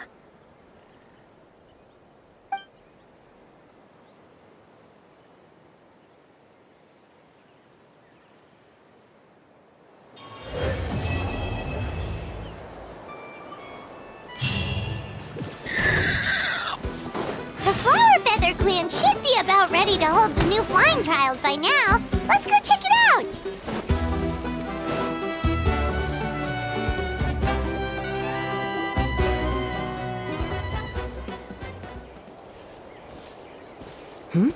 Ah, Traveler and Paimon. You came. Yep, and it looks like we made it just in time! Although, can't say the same for the Kukusaurs. Bit of a low turnout, huh? Yeah, you'll see why soon enough. All right, get ready. 3, 2, 1, fly! Whoa! We're really flying! I feel light as a feather. I'm flying without a Kukusaur. These phlogiston wings are awesome! What's going on? Paimon can barely believe her eyes. How did they fly all on their own? The merchants we ran into that day were selling a product called phlogiston wings. It's a flying machine worn on the back. To operate it, you just use a handheld trackball that controls the flow of gaseous phlogiston. That's incredible. Yeah, if Natlan mass adopted this technology, it would revolutionize our mobility and responsiveness in times of crisis. Just think of the countless tragedies that could be averted. I feel like I'm dreaming. Did I really just fly on my own without the help of a Kukusaur? You'd better believe it. Plus, you just passed a flying trial. Right, Elder Alpa? Elder Alpa? Should this really count as a pass if we did the trial using phlogiston wings? Why not? The scoring rubric is about flying performance. It doesn't specifically say you have to ride a Kukusaur, does it? Yeah, maybe, but I mean, even Chaska had to ride a Kukusaur in a trial, right? And the whole point of the trial is to test both your flying technique and your ability to work with a Saurian companion. Well, if we can fly by ourselves, maybe we don't need to test the ladder anymore. Chaska, Traveler, what are your thoughts on this new invention?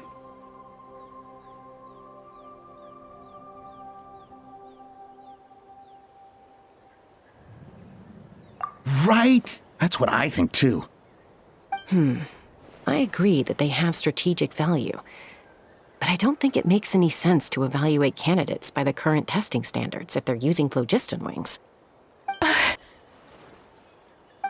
Why? Shunan finally mustered the courage to go through with this, and now you're saying it doesn't count?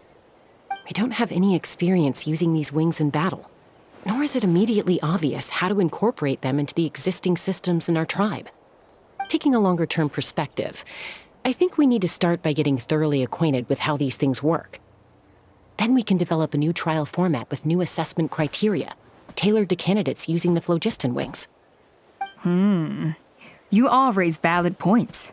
But Chaska, while your proposal sounds perfectly reasonable, it would probably take years to put it into practice. We lost so many people in that war. These phlogiston wings could be exactly what we need to strengthen our forces and boost morale in this trying time. And as for real-world battle experience, there will be plenty of opportunities to gain that. I have high hopes for you, Junon. Huh? Hey, stop staring into space! Say thank you! Oh, thank you. Thank you, Elder Alpa. You have nothing to thank me for. Remember, the way you got your wings back was by relying on yourself. Oh, Elder Alpa! Bad news! Kukusaurs are attacking the merchants again! Again? Okay, everyone, stay put while I... Huh? Chaska?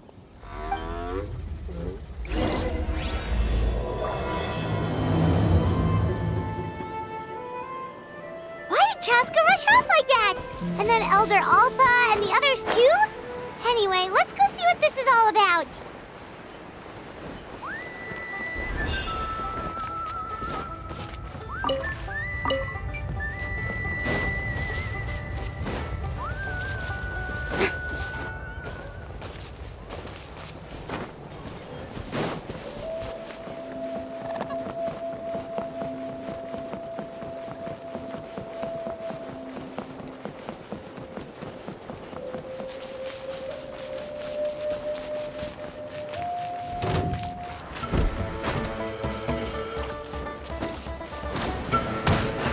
Let's call a cease.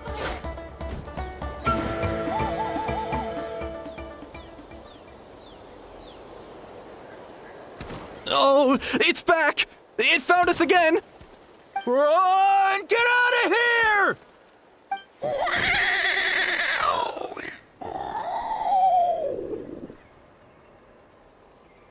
Curses! She's really riled up this time. Hey! Stop running! We'll never outrun a creature with wings! Get back here and let's fight!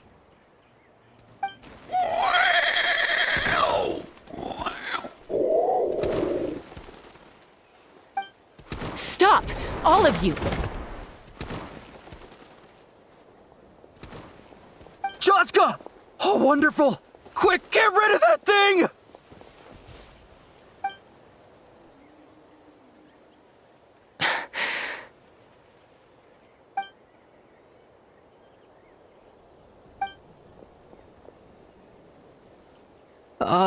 What's going on? Why isn't she doing anything? So it really is you, sister. Wait, sister? That Kukusaur is Chaska's sister?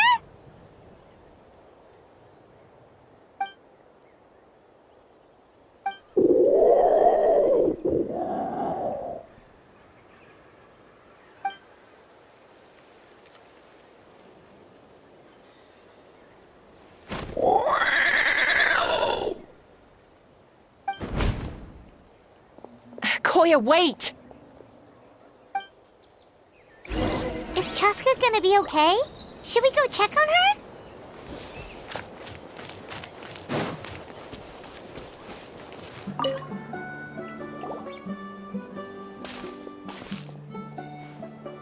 Chaska, are you okay?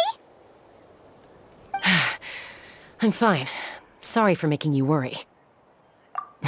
No point. She's an expert at hiding her tracks. Once she's shaken you off, you'll never catch up to her. At least, I always used to lose to her at hide-and-seek when we were kids. Well, yeah. You know I was raised by Kukasaurs. Anyway, she and I grew up in the nest together. Her name's Koya, and she's my big sister. We played together all the time, chasing each other through treetops or mountaintops. It felt like it would go on that way forever. Until the day I was sent back to live with the humans. Not all Kukasaurs are friendly towards people.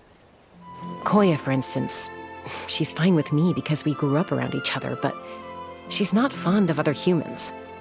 When Mom decided to send me away, Koya strongly protested, and after I left, she became more and more reluctant to interact with humans.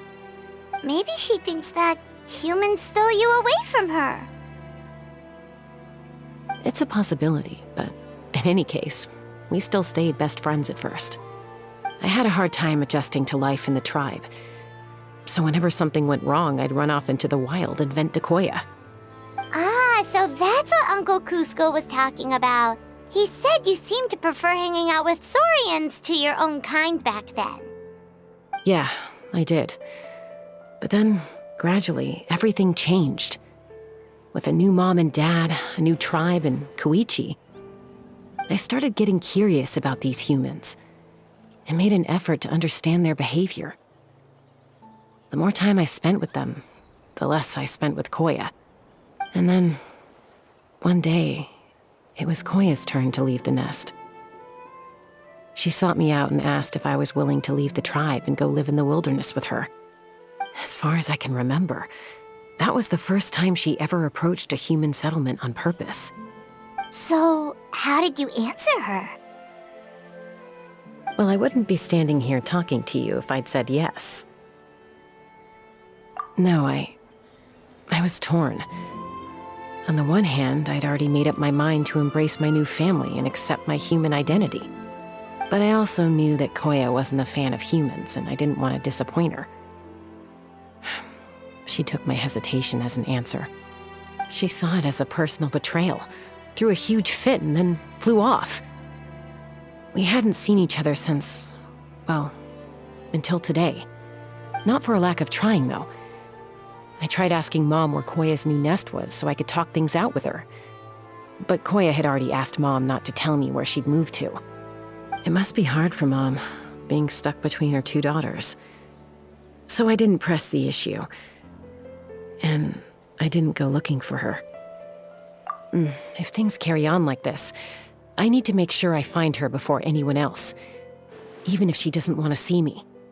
For now, let's bring the wounded back to the tribe and see what Mutota and Elder Alba have in mind.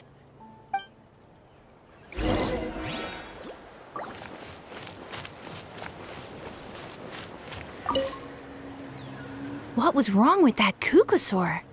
Why was it so aggressive? If we just let it escape back into the wild, who's to say it won't attack again?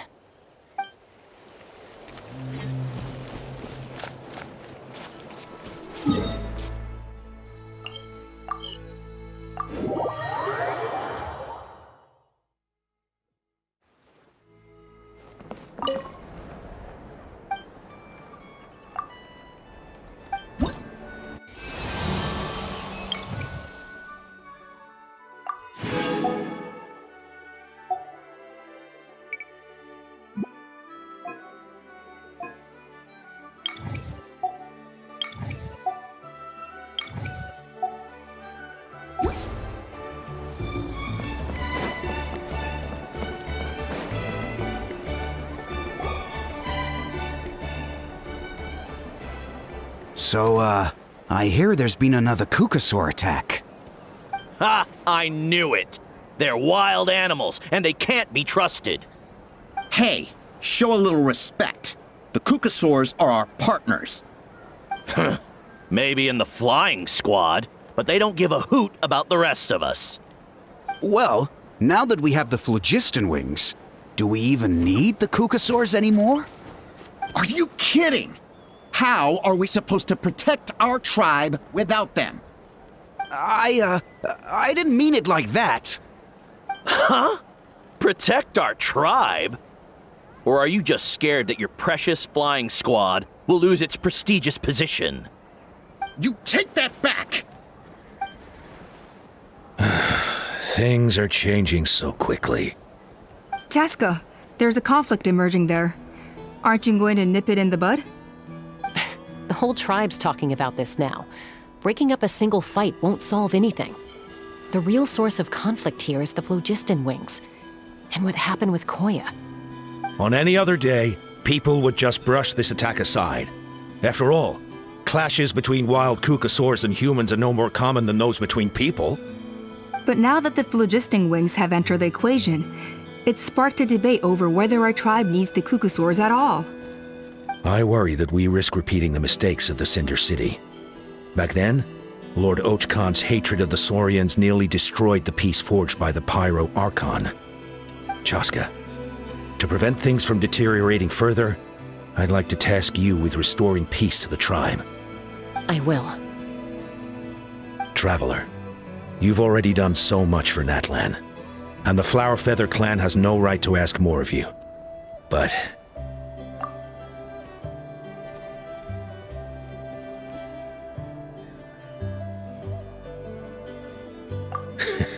looks like I was making a mountain out of a molehill. And don't forget about Paimon. Just leave this to us. This whole situation has unfolded so quickly that it's put us on a back foot. To tell the truth, it makes me a little suspicious. You think someone might have orchestrated all this? It's possible. Leave it with me. I'll look into it. Also, Chaska, could you try to keep a low profile while you're out there digging around? We don't want to give our hand away. I'll do my best. Okay, so where should we start? This all began with Koya's attacks. If we can find out what led her to do it, that should give us something to work with. Unlikely. Given how she reacted when I showed up, I don't think she's forgiven me. If you want to resolve a conflict through dialogue, sometimes you need a third-party facilitator. Let's go see my mom.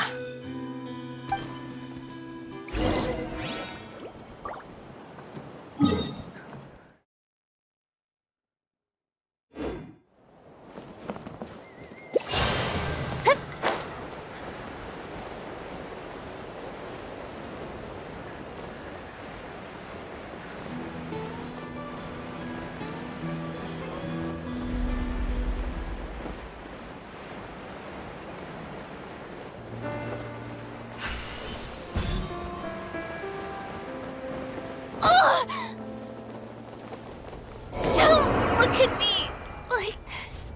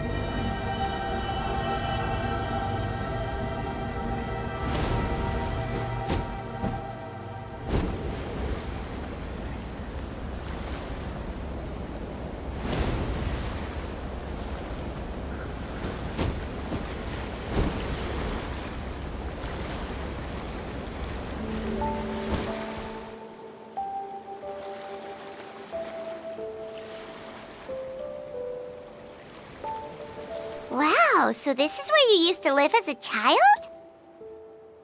Mm-hmm. When I was little, we used to do this thing where I'd jump from the top of this tree, and Koya would fly over from the platform and catch me in midair. Or sometimes we'd both fly from the treetop together, and then after some aerial maneuvering, she'd throw me up onto that platform. After we got a bit older, we went to the nearby shores looking for even greater heights. Stop! You're gonna give Paimon a heart attack! Oh, really? I just thought it made a fun story. What? You too? All right, fine. Let's focus on the matter at hand.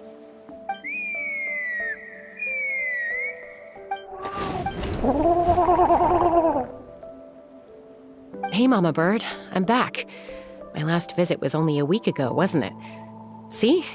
I visit you more than I visit Papa Cusco. I brought a couple of friends with me.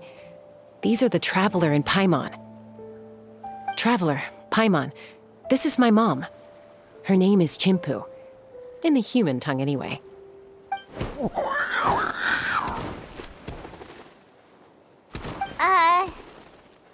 Hi! No, not really. I don't speak it as such, but I can sort of get the gist. Although only with Mom and Koya, since I spent my formative years with them. Even then, it's basically a best guess based on their sounds, body language, and expressions. Seems to work about 9 times out of 10, anyway. As for whether Mom understands me, I can't always tell. But somehow we still manage to communicate. Call it the family bond, I guess.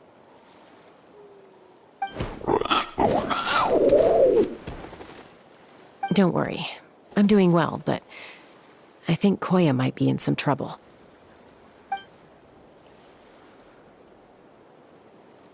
I know she's never been a fan of humans, but she's never deliberately attacked them before either. What's behind this sudden change? Does, Auntie Chimpu know anything? Doesn't look like it. Koya hasn't visited her in a long time. Then, could you please tell me where she's living nowadays? I really need to talk to her. If this animosity between her and the tribe continues, then the next time there's an incident, I don't know if I'll make it there in time.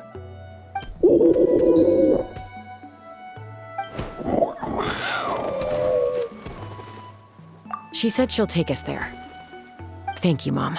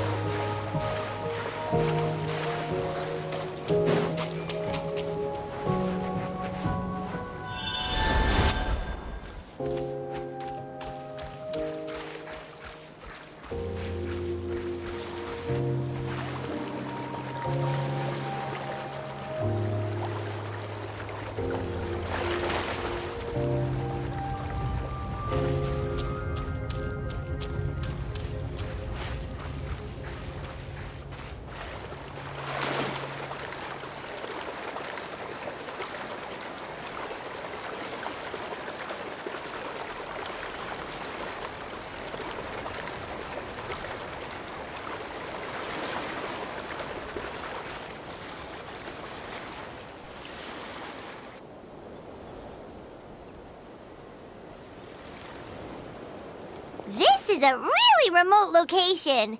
Guess she was trying to get as far away from humans as possible. We stay here? Okay. Got it. Traveler, Paimon. Mom says we should stay out of sight for now. She'll talk to Koya first. Koya is very hostile toward humans right now. So if we show up unannounced, it might just make things worse.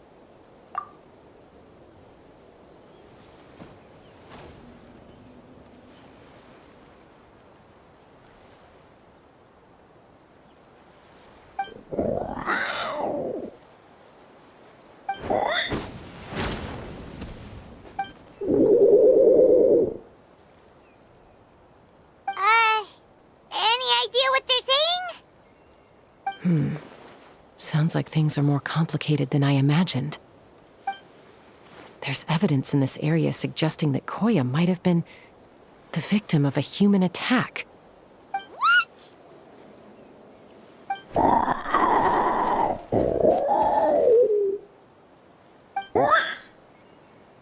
No!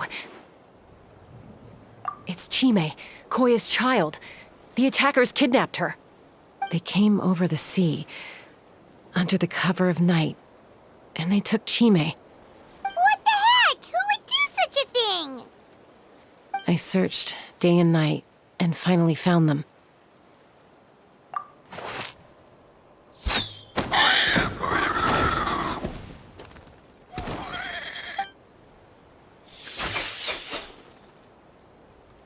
Oh, yeah! Tafal's contraption is working like a charm! Got her in one! Hey, there's another one! Wait, is that the one that got away last time? Who cares? Just get them all! T'Pol pays us per catch!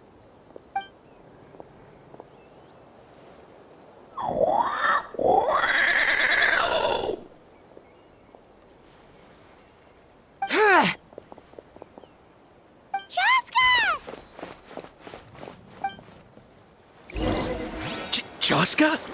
How do you get here? Quick, stop her! Don't you even think about running away!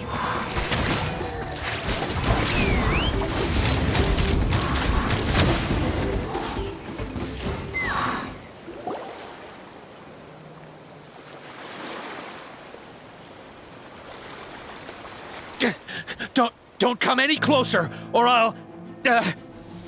Go, Phlogiston Wings! Take me out of here! Uh-oh, looks like it malfunctioned. This is bad. Mom and Koya are already injured. And if that thing explodes right next to them... Help! Elemental energy suppresses it! Please, someone! Get back!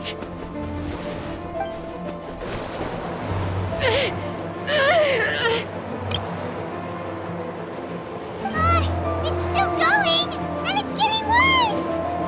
Guess we need a more permanent solution. All right then.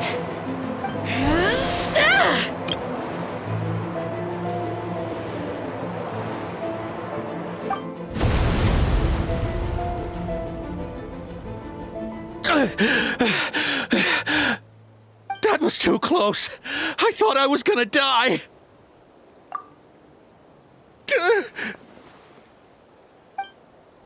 Answer us honestly. Were you the ones who attacked Koya before? I am... No, it was...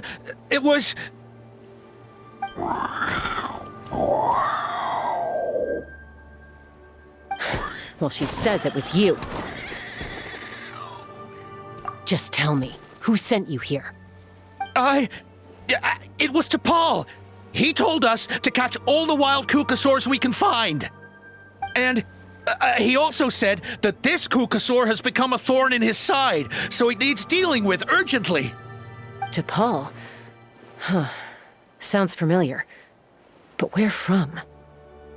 Well, he tends to send his orders in writing. He pretty much never communicates with us in person. When he does, he wears a mask to hide his face. And whenever we trade Kukasaurs for phlogiston wings, we deal with his henchmen. So you didn't even make those wings? All we did was slap some labels on them and transport them over here, to make them look like they're imported. To make it harder to trace their origins. I don't know, honest! Well, that's mighty convenient, huh? What about if I held a gun to your head? Would that change your answer? No need. I'm sorry. I'll tell you everything I know. T'Pol doesn't tell us much, but he always stresses that he wants them alive. So that gives us some clues. This is just a best guess, of course, but we suspect that the gaseous phlogiston stored in the trackballs is drawn directly from the Kukasaurs. What?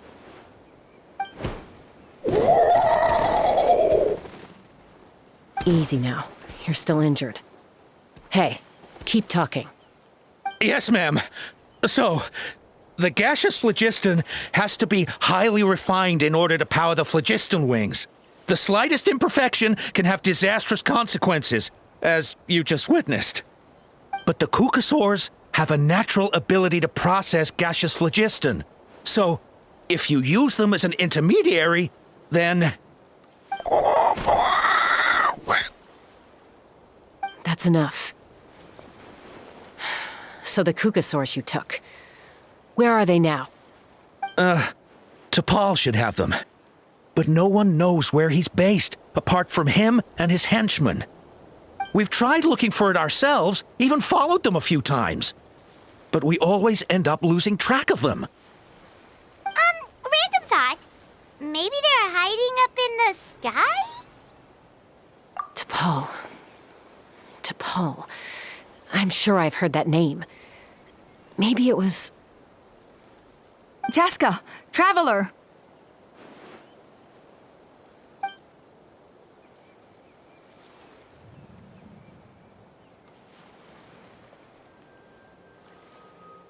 That voice! It's Alpa!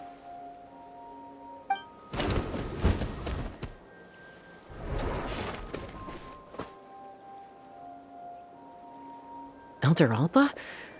What brings you all the way out here? Well, I was patrolling nearby when I heard the sound of an explosion. What's going on?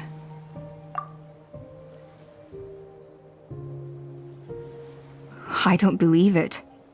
Elder Alpa, does the name T'Pol ring a bell to you? I feel like I've seen it written down before. Maybe in a list of candidates for the flying trials? Huh? So he's a member of your tribe then? No. If he was a member of the Flower-Feather Clan, I'd definitely know him. Now that you mention it, I do remember a young man from outside our tribe who came to participate in our flying trials once. You were away on a mission at the time, which is probably why you don't remember him. He was a craftsman from the Children of Echoes, but he'd always dreamed of soaring the skies, so he wanted to join our flying squad. The Children of Echoes? That's rare. But despite his best efforts, he unfortunately failed to pass the trial and gain the Cuckoosaur's approval. In the end, he went wingless and returned dejected to the Children of Echoes. Wingless, huh? Maybe he invented the phlogiston wings to get revenge on the Cuckoosaurs. Perhaps. Or maybe it's simply his way of dealing with his regrets over his past flying endeavors. Either way, it doesn't excuse his abuse of the Cuckoosaurs. I'm gonna take these guys back and expose the truth to the tribe. It's time for this conflict to end. Easy, Chaska. Remember what I said about keeping a low profile? The ringleader still hasn't shown himself, and this man's allegation about powering the phlogiston wings with Cuckoosaurs is only speculation. Bringing these men to the tribe now won't win over any current supporters of the phlogiston wings. In fact, it may even escalate the conflict further. After all, many are mistrustful of the Cuckoosaurs after recent events. Is that why T'Pol waited until now to try to capture my sister? I don't know. I mean, he did tell us to spread negative rumors about the Cuckoosaurs and slip some Mora to anyone opposed to them, but... But Koya only attacked humans because they stole her child! Nevertheless, we will be hard-pressed to change people's minds while emotions are running high. Unless we have irrefutable evidence. Bravo! My thoughts exactly. In the meantime, leave these men with me. I'll escort them back to the tribe. I'll take the other members of their crew into custody too. They won't get another chance to stir up trouble. Fair enough. I guess finding T'Pol is gonna be the key to resolving this conflict. Let's hope the Children of Echoes have some info on him.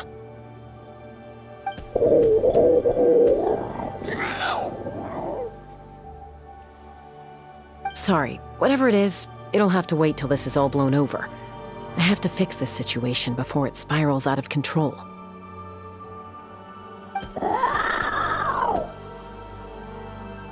Mom, sis, rest up and get well soon. I gotta fly.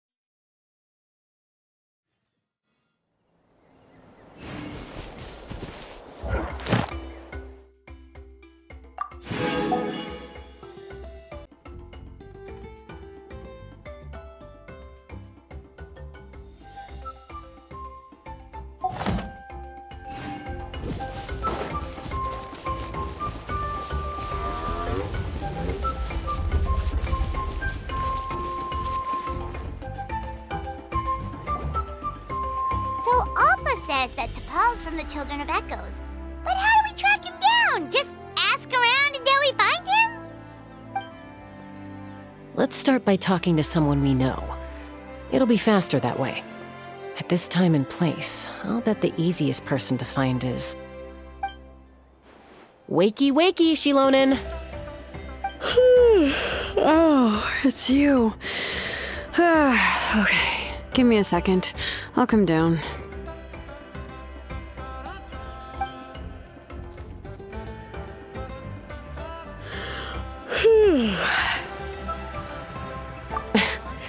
I climb trees to fly further and see farther. I don't usually stop for a nap. Well, we're not all like you. Always full of energy, even after flying around all day. Yeah. So, you've come all this way and interrupted my precious nap time. Might I inquire as to, why? I'm sorry, Shilonen, but it couldn't wait. Does the name T'Pol mean anything to you? He's a craftsman, apparently. Huh. T'Pol. Yeah, that rings a bell. I think that's Puma's child. Nope, I'm afraid you're a few years too late. Why are you looking for him?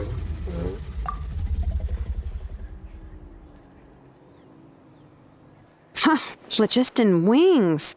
Wow, okay. The kid actually pulled it off. Well, looks like, no more rest for me today. Pulled it off? You mean he's tried making something like this before? Yeah, he started trying to build a flying machine right after he got back from the Flower-Feather Clan. So right after he went wingless, then. Was this flying machine anything like the gun you made me? You mean your gun that's harder to tame than the proudest Kukasaur? No, he wanted to build something that allows anyone to fly freely, even if they're not naturally gifted. But he never got very far back then, though. Blew up his workshop a few times and barely made it out alive. I never really kept up with him after that. His parents traveled a lot in their youth and only returned to the tribe after he was born. But they settled in a remote area and don't interact with other people much. Which means most people in the tribe don't know them very well. Your best bet is to chat to his direct family. I'll, go get Puma. Wait for me in front of the workshop. I won't be long.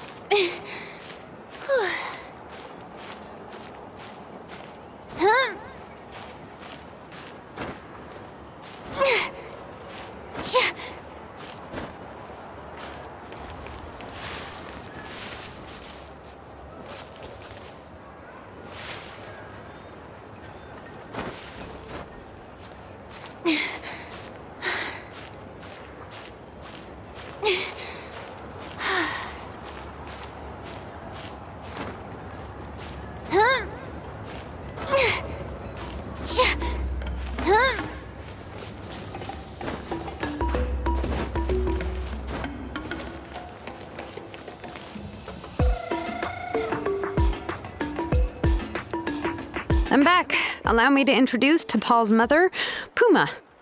Hello, we're... Oh, save the pleasantries. I don't want to spend any longer talking about that boy than I have to. Huh? I disowned him long ago. He is no child of mine. All he cared about was his pipe dream of reaching the sky. Oh, we tried to talk sense into him, but he was obsessed. And then when he left us, he spouted some nonsense about building a workshop in the sky to avoid the constant criticism of us ground dwellers. He left his notebook behind. Whatever questions you have, you can look for them in there. I am done talking about him. He's no son of mine. He never called me Mom anyhow.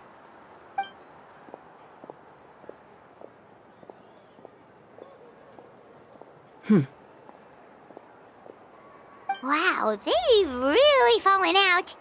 Paimon sure wasn't expecting that. Her husband, T'Pol's father, He passed away recently, and T'Pol didn't even bother to show his face at the funeral. If you ask me, that was probably the final straw for Puma. I'll go keep her company. If there's anything else you need, just come and find me. Thank you.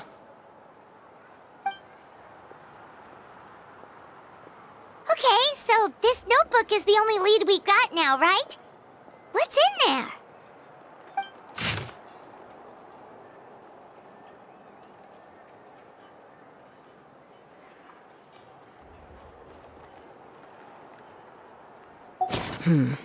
Some early designs for the phlogiston wings, and some theorizing about an airborne workshop. Ochkanatlan, the Cinder City. Looks like that's where he got his technological inspiration from. So, was he serious about the workshop in the sky? But that's such a big project for one person. Do we think he actually pulled it off? Oh, yes. The one from the trial arena that was super high up. That balloon has been there for a while, and everyone's been wondering how it got up there, but what if that's the wrong question? What if it started off even higher up, above the clouds and out of view, and it only descended to its current height due to some kind of malfunction? Part of T'Pol's workshop?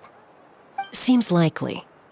If T'Pol's base had been hiding above the clouds this whole time, that would definitely explain why Isidore couldn't find it. I totally called it! But how do we get up there? Chaska, can you even fly that high? By myself? Possibly. But with a passenger, no chance. I doubt even phlogiston wings could take you up that high. At least, not without that relic T'Pol mentioned in his notebook. Yeah, and he's probably holding on to it. We'll have to find another way. Nope. That's way beyond Paimon's altitude. Also, would you really expect Paimon to go up there and take on T'Pol all by herself? Let's not worry. Just because we can't think of a solution doesn't mean no one else can. I'm not the only flying expert in my tribe, you know. Oh, good point. We should go ask Elder Alpa. And Mutoda. He was quite the flying ace back in the day, too. Let's head back and see what they suggest.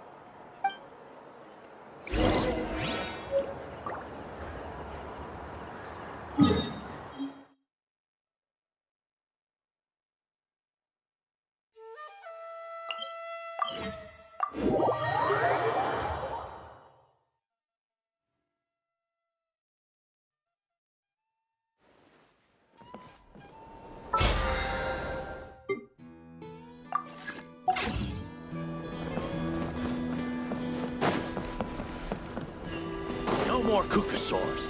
We want phlogiston wings. Chaska, you're finally back. Things are getting really tense in the tribe. Have you made any headway with your investigation? Some people even think we arrested the merchants just to support the flying squad and crack down on the phlogiston wings. We found some promising leads, but there's a major obstacle standing between us and the irrefutable evidence we need.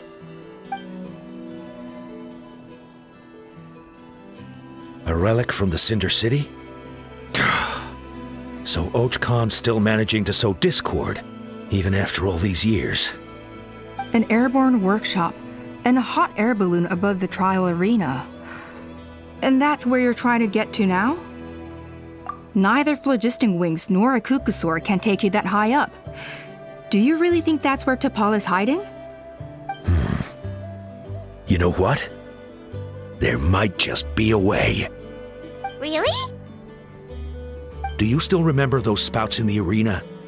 When they were all blocked, the gaseous phlogiston was trapped and unable to flow. But now, it's flowing freely. If we were to block them up again... You mean all of them except the one at the very top of the arena? To build up the pressure there? Precisely. With all the gaseous phlogiston flowing through one spout, it would create a high-pressure wind current. And then we just ride it up into the sky! Yes, it has its risks, but with Chaska's abilities, I think she could manage it. It's an extremely risky approach. But I agree that it's feasible. If you want to give it a try, check with Inkanak at the trial grounds. She can explain how to block the spouts. Chaska, if anyone has a hope of seizing this evidence from the high heavens, it is you.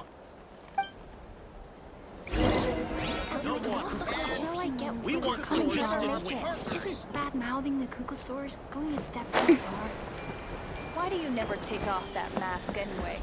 Scar or something?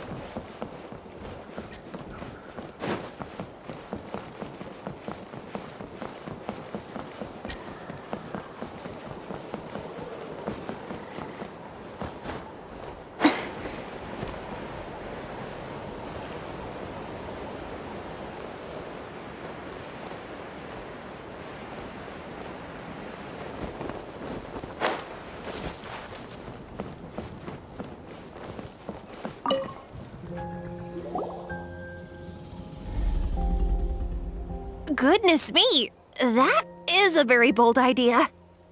Maybe so, but we have to act fast. What's the quickest way for us to block off the spouts? From a technical perspective, I'd have to advise taking some measurements and carefully planning this out first. But I'm guessing that's not what you want to hear. Then we'll have to take the rough and ready approach. See the solid phlogiston over there? Our prior inspections revealed that some kind of stable structure has formed inside, making it highly damage resistant. It's not without its weak points, but unless they're all struck at the same time, the structural integrity won't be threatened. So, what happens if we do strike them all at once? It'll collapse. Okay, I see where you're going with this. Yeah, you got it. As long as you hit all the weak spots at once from the right angle, the solid phlogiston will fall right on top of the spout and block it up. You're right about rough and ready. Sounds like my kind of plan.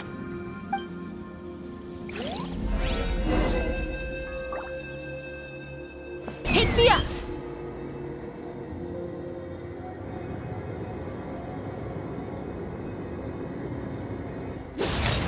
Look! There's a chunk of solid phlogiston right over that spout!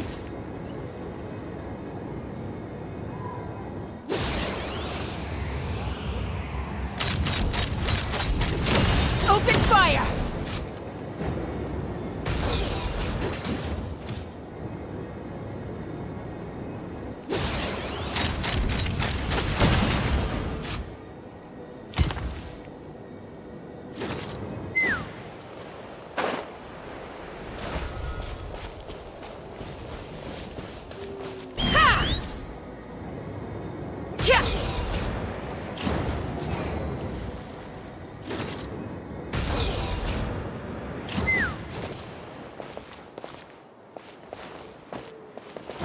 Take me up!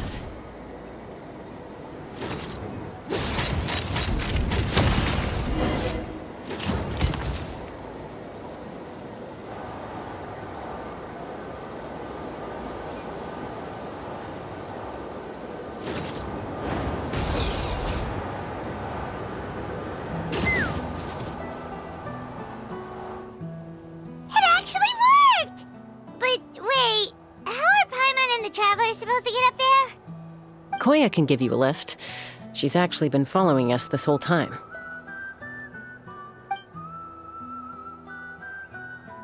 Wow, Paimon didn't notice at all. Well, probably because she didn't want to get too close to humans. Or maybe just me. But right now, we need her power.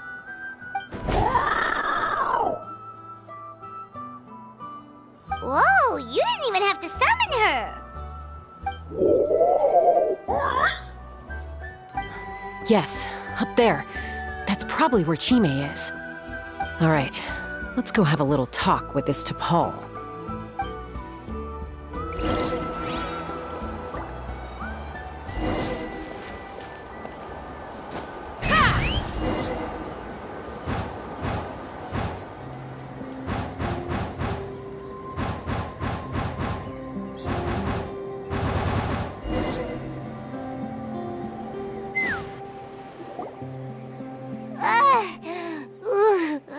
Paimon's never flown that fast before. She feels so ready to throw up. Aha. Just as I thought. It might look like a regular hot air balloon from the outside, but up close, it's clearly been heavily remodeled. And sure enough, it only descended below the cloud line because the custom-built machinery malfunctioned. I should be able to figure it out with DePaul's notebook. Thankfully, I know a little DIY from fixing up my guns when they're having issues. That should just about do it. Now all it needs is a nice hard kick. Maybe that works on your guns, but, huh? We're really moving!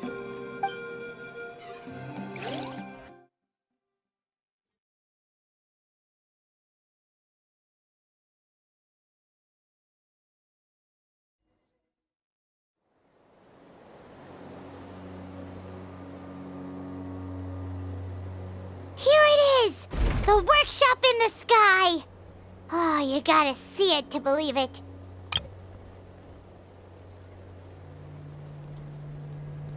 Makes you wonder why DePaul even bothers with phlogiston wings when he has tech like this. Well, according to the notebook, the platform beneath us runs on components from the Cinder City. Those can't be mass-produced. Also, I have some doubts about its mobility after seeing how it moved just now. For someone like DePaul who dreams of flying freely, this definitely doesn't cut it. But if he's got that relic, he should be able to make a set of prototype wings for himself, right? Why bother making a whole flying workshop so he can mass-produce them?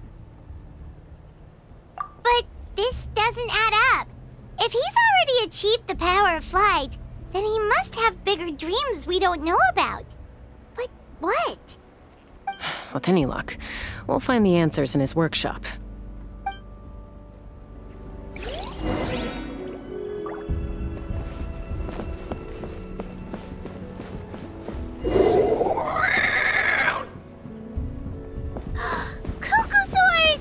Seems like the merchants were right. DePaul's using them for his own ends. I'll bet that mechanism on top of the cage opens the door. Let me give it a try.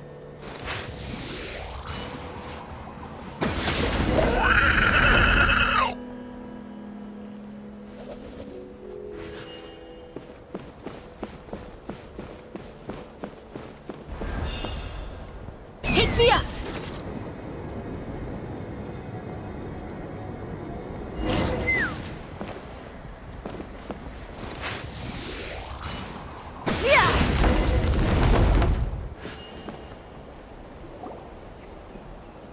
Why won't it fly away like the others?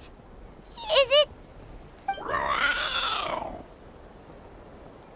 She's still breathing, but barely. By the looks of it, DePaul was using these cages to extract phlogiston from the Kukasaurs. Once a Kukasaur is drained of phlogiston, it becomes too weak to move. We'll have to come back for these ones after dealing with DePaul.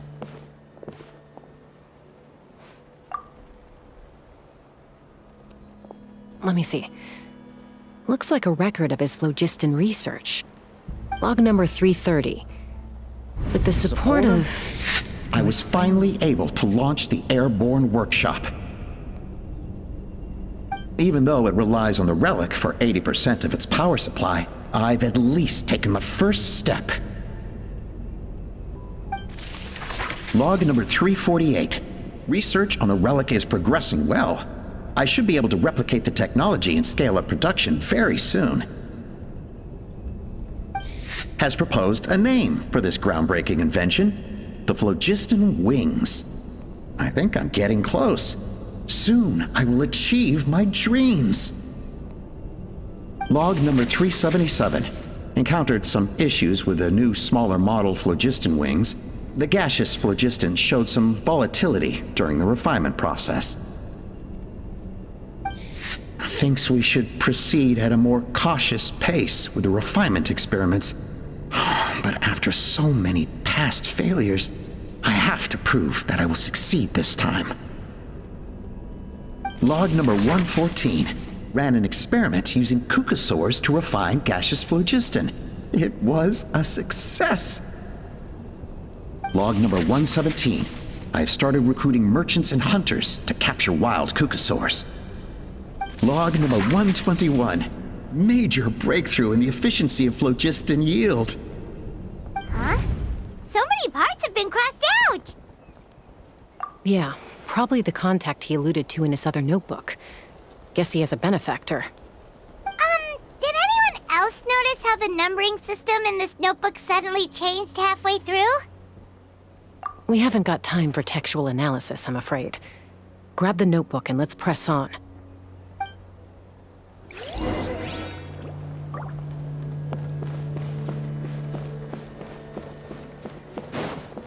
Huh.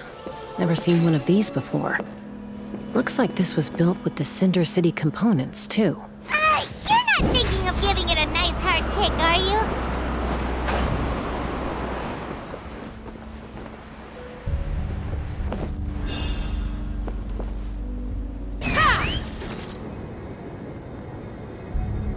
Whoa!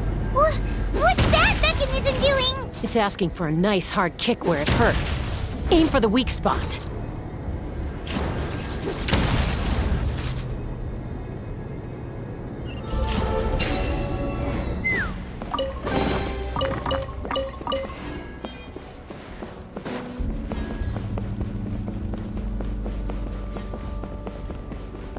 What are they doing here? It's T'Pol's henchman. He must have brought them here using the relic in his prototype wings. Watch out! Let's fly. Open fire! Open fire!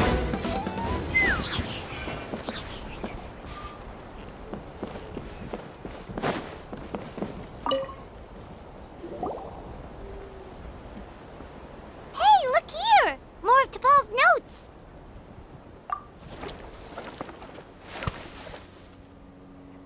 Log number 403. Introduce me to some new comrades who fully support my ideas. I told them that some Saurians are blessed with wings, and some people with natural gifts, while the less fortunate among us can only look on longingly as they seize the skies. But I also told them that progress can erase individual differences. Think of the tools humanity has made to fight back against wild beasts. The law we have put in place to even the playing field between the strong and the weak. I promised them that our research will be the new frontier of human progress. With our phlogiston wings, the power of flight will no longer be for a select few to enjoy.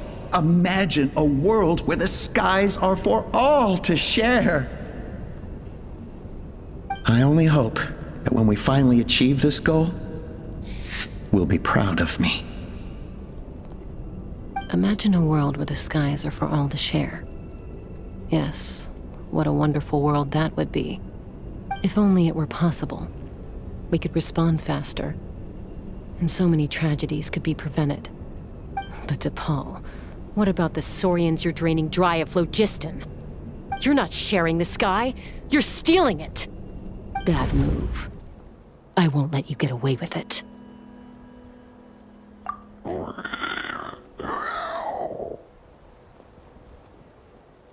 I'm fine.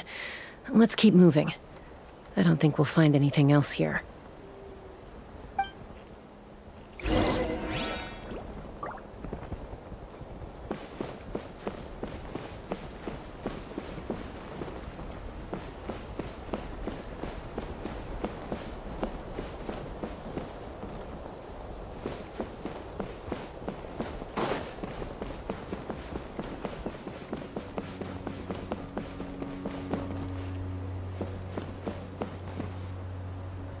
Take me up!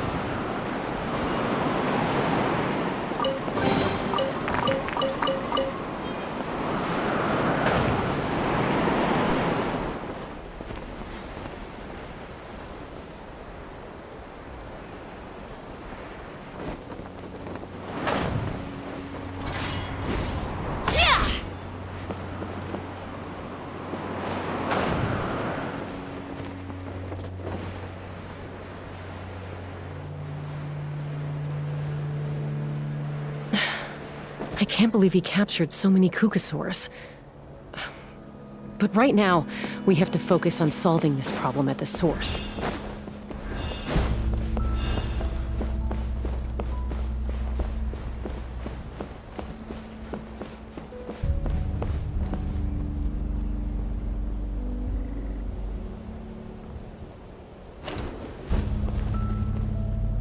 Looks like we've reached the center of the workshop.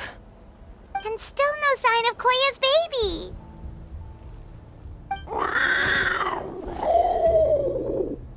Let's search this area for now.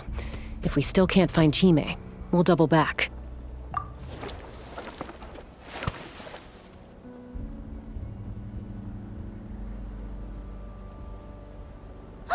Chaska, Traveler, come quick! What is it? Did you find Chime? Not yet, but look! It's another one of T'Pol's notebooks! All right.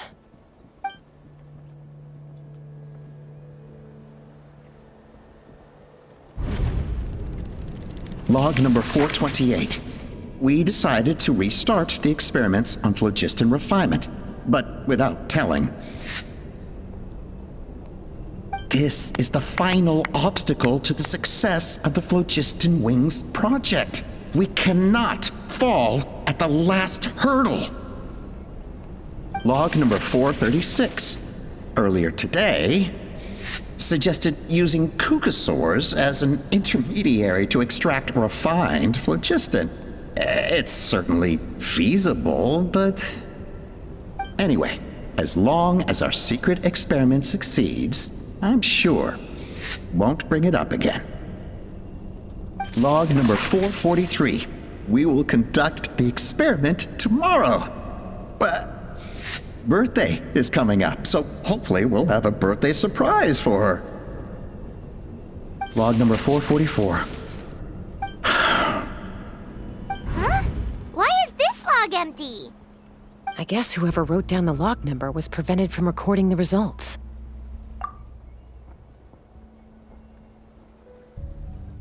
Log number 0. We lost many comrades in the accident. Among them are friends, lovers, and children.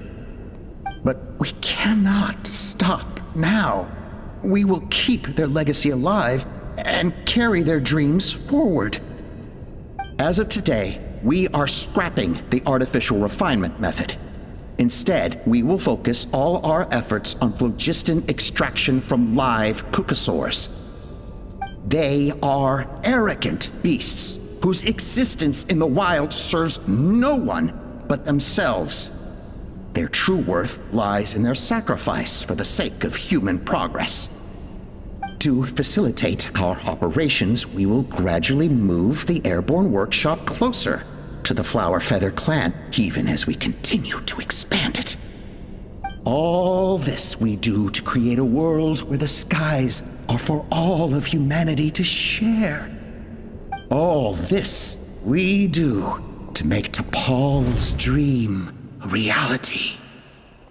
Given the way this is written, not to mention the fact that the numbering has started over from 0, it kinda sounds like this is someone new. Does that mean that T'Pol's already... There's also a letter tucked in the end of the notebook. It's from Puma.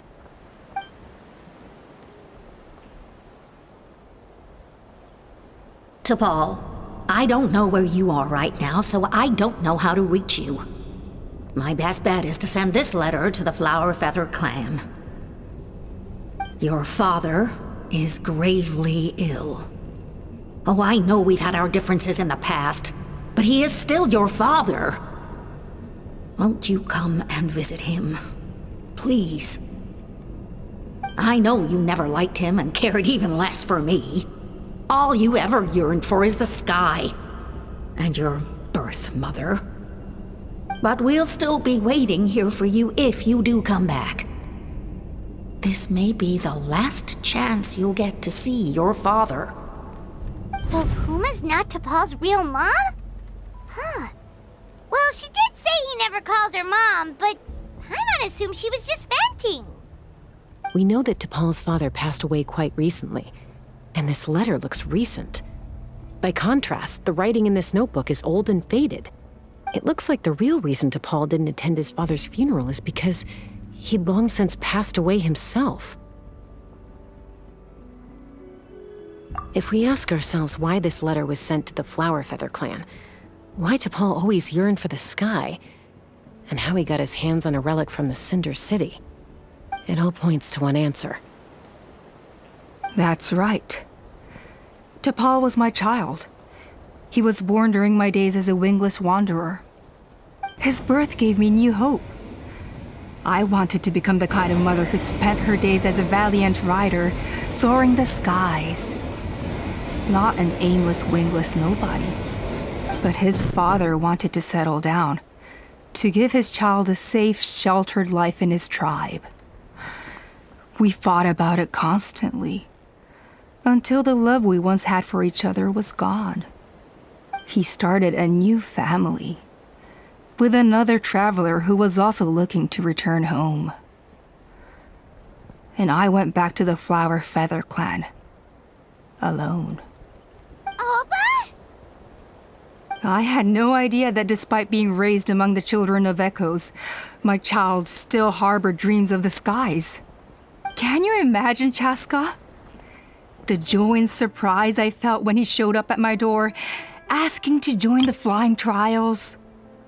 Or how proud I was when he said he wanted to prove his own worth, rather than relying on my position as elder.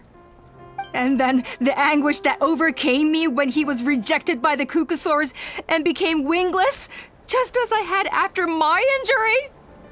You've got a lot of nerve showing your face here. Don't take this the wrong way, Chaska. I'm not here for a fight. I just want to talk. Isn't that your preferred way to resolve things? I trust you've learned of T'Pol's wish on your way here. A world where the skies are for all of humanity to share.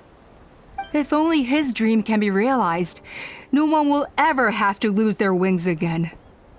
Our aerial prowess will be greater than ever before. War will never again come at such a great cost. The loss of Koichi is a tragedy that need never be repeated.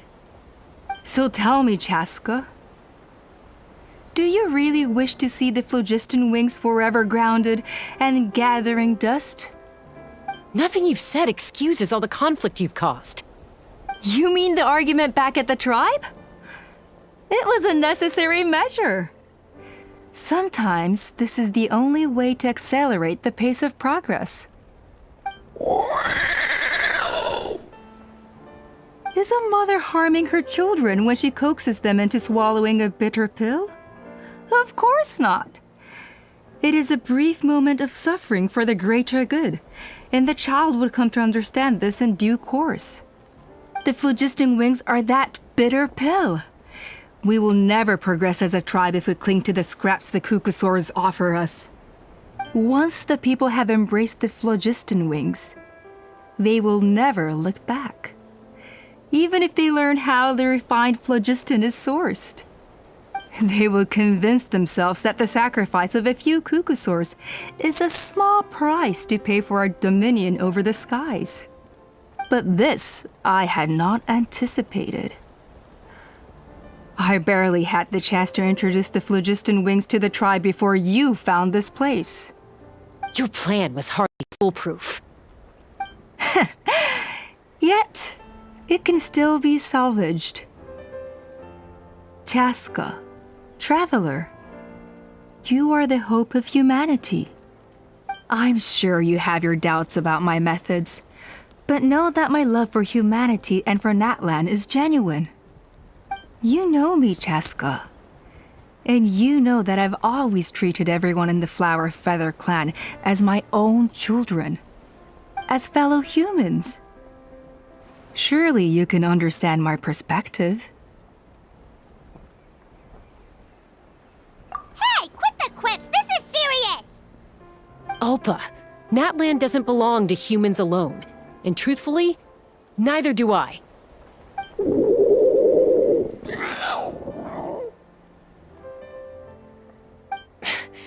How many times has the Abyss invaded Natlan now? And yet despite how much stronger it is than us, Natlan still stands as a nation of humans and Saurians. Peace imposed by force will crumble in a matter of days, because social bonds are what hold a civilization together. Weren't you the one that taught me that? And yet you would break the bond we share with our Saurian companions to take more power for ourselves? That's as stupid as hacking your own arm off to use it as a club. They are wild beasts, driven purely by instinct. How could they possibly understand human social bonds? Ugh, how did someone like her ever become a writer?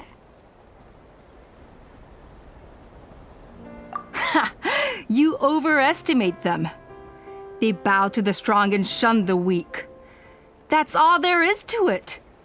They never gave Tepal a second glance when he was at his lowest, nor me when I returned injured from the Cinder City.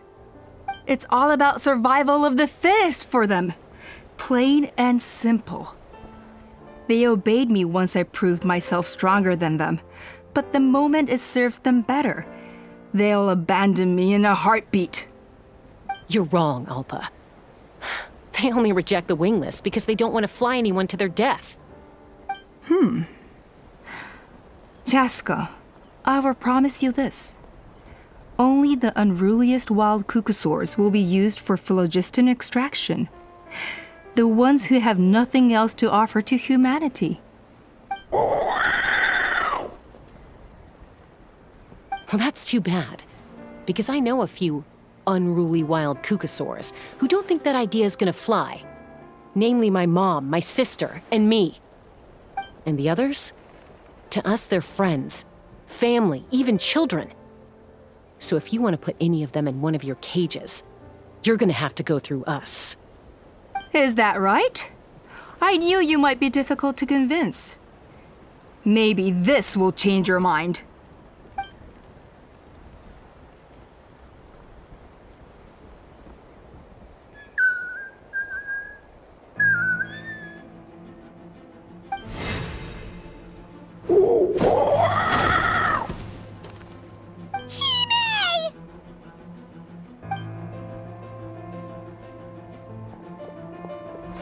Alpa!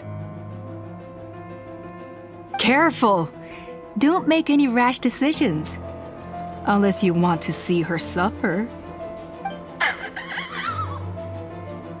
Oh no, that's one of the extraction cages! I told my subordinates to take control of the tribe while I was away. Luckily for them, our strongest warrior and our most powerful ally aren't there to stop it. Take control? What are you planning to do with Mutota and his supporters? Merely accelerate their inevitable downfall. They cannot stand in the way of progress forever. It is not the move I wish to make, but I'm afraid you and your friends force my hand. And since you insist on imposing me too, I have no choice but to keep you here until the dust has settled.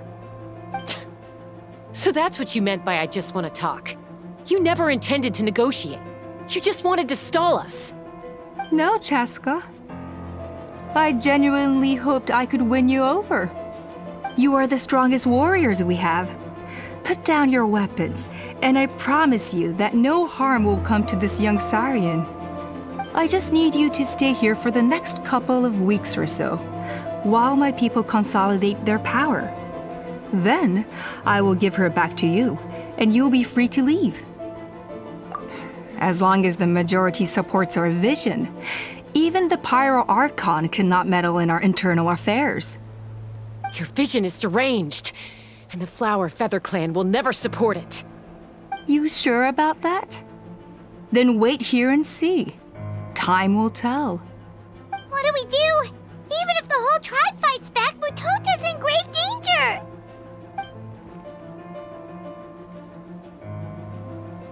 Stop delaying the inevitable! Drop your weapons and get into the cages, now! She's still holding Chime hostage. Is there really no other way?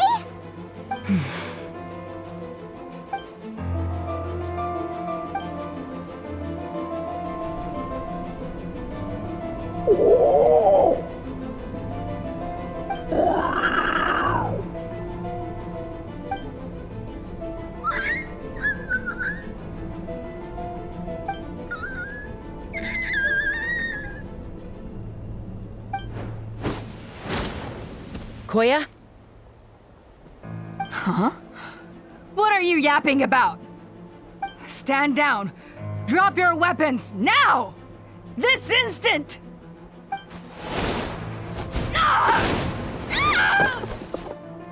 No! The relic!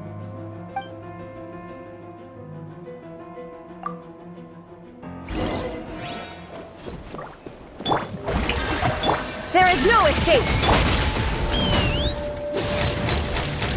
Open fire!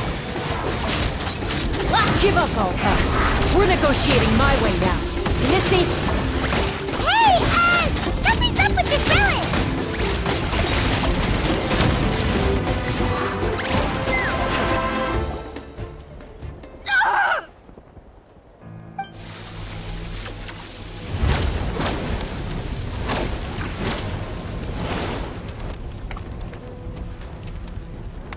No!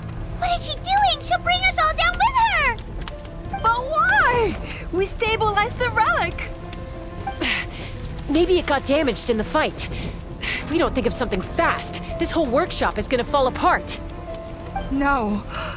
They're directly beneath us. My beloved tribe!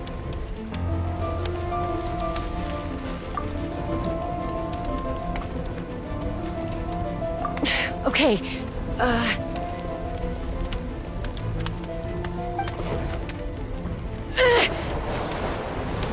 It's too powerful!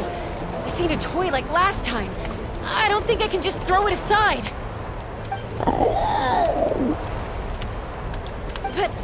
But we need to get it far away before it explodes. Then the tribe will be safe, and so will this workshop. Koya, remember when we were kids? Come on, let's take this thing high up into the sky. Don't worry, I know I can get rid of it before it explodes.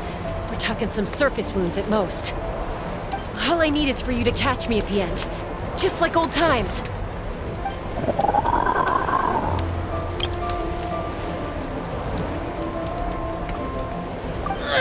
I can't hold it back anymore! We have to go! Don't be insane! Alpha! What are you... You're a fool, Chaska! Why would you choose such a risky solution? We cannot entrust the safety of our tribe to this wild Saurian! I'm the fool! You really think you can stand a better chance than me?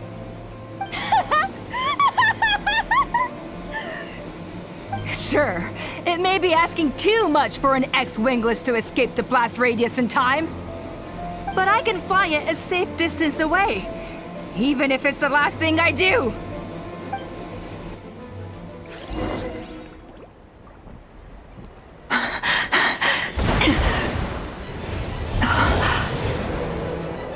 Here, this should be high enough to save the clan.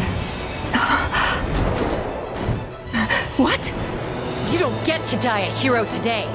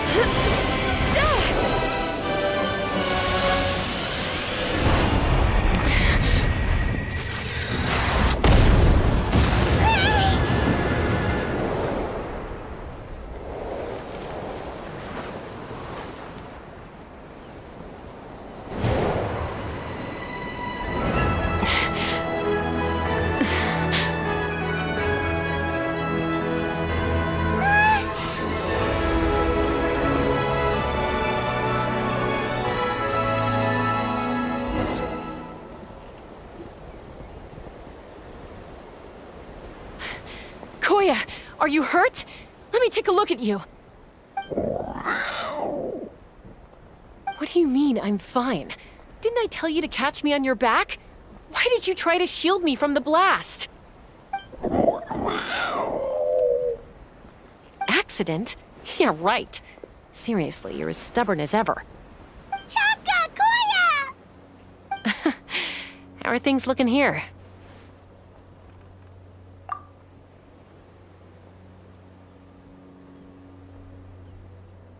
I think that's putting it mildly. I owe you one. Again.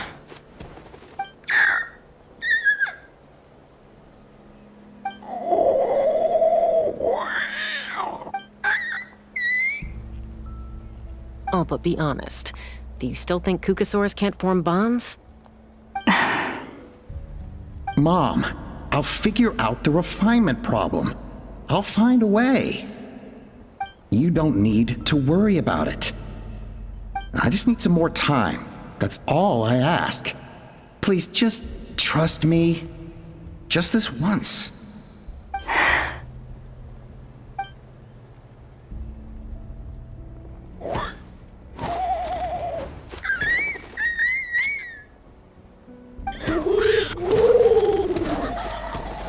The Flower-Feather Clan yield to the strong.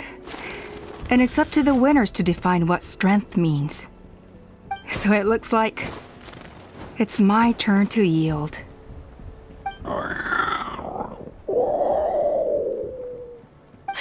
Koya! Koya!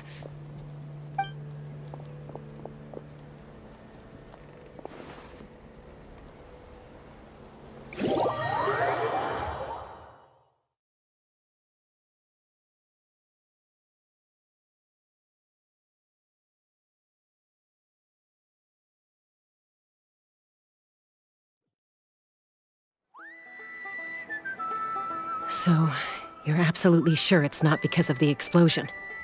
Yes, for the 10,000th time, I'm sure.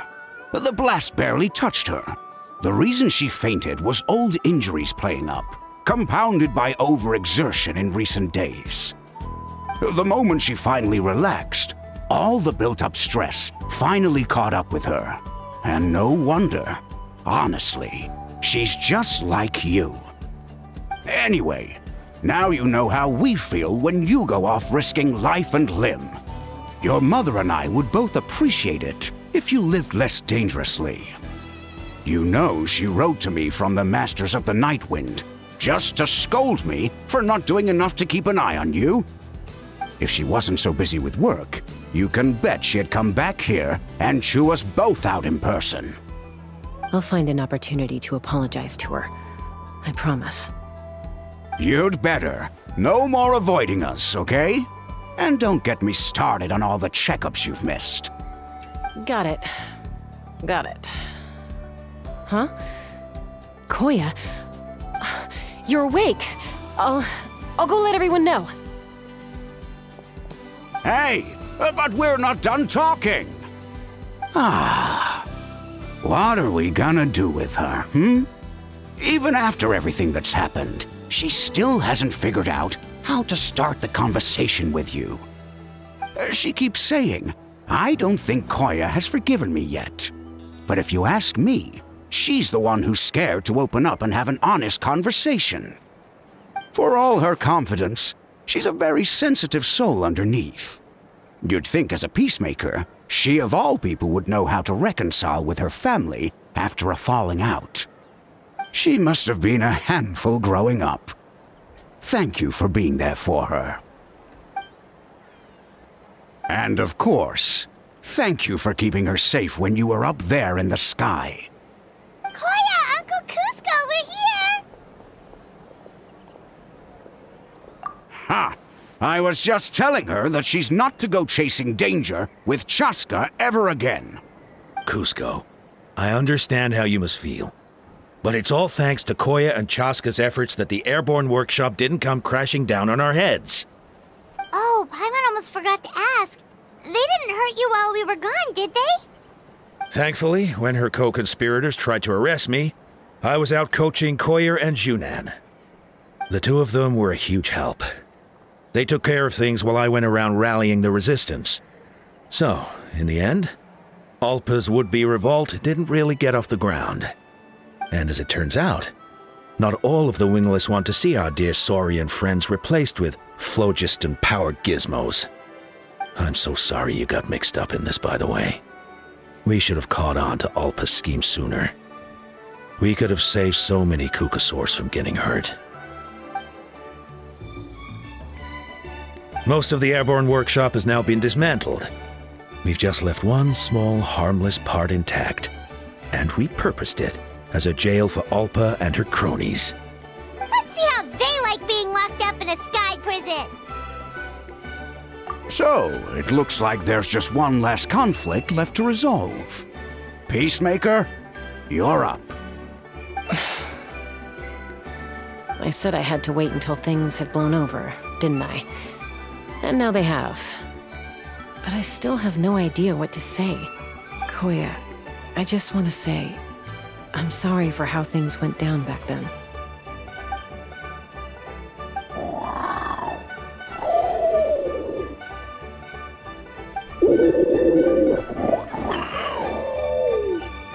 Huh? Does this mean you're not mad at me anymore? There's that family likeness coming through again. But that day, when we ran into each other.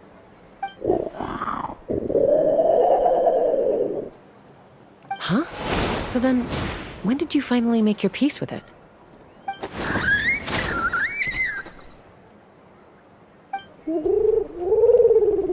Oh, it's Chime and Chimpu! They're here too!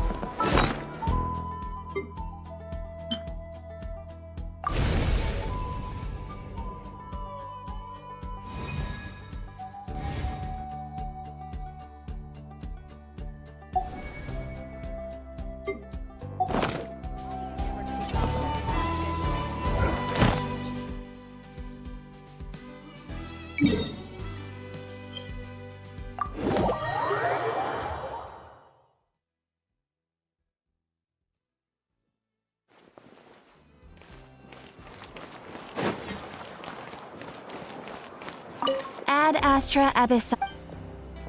Thank you for completing. Ad Astra Abyss.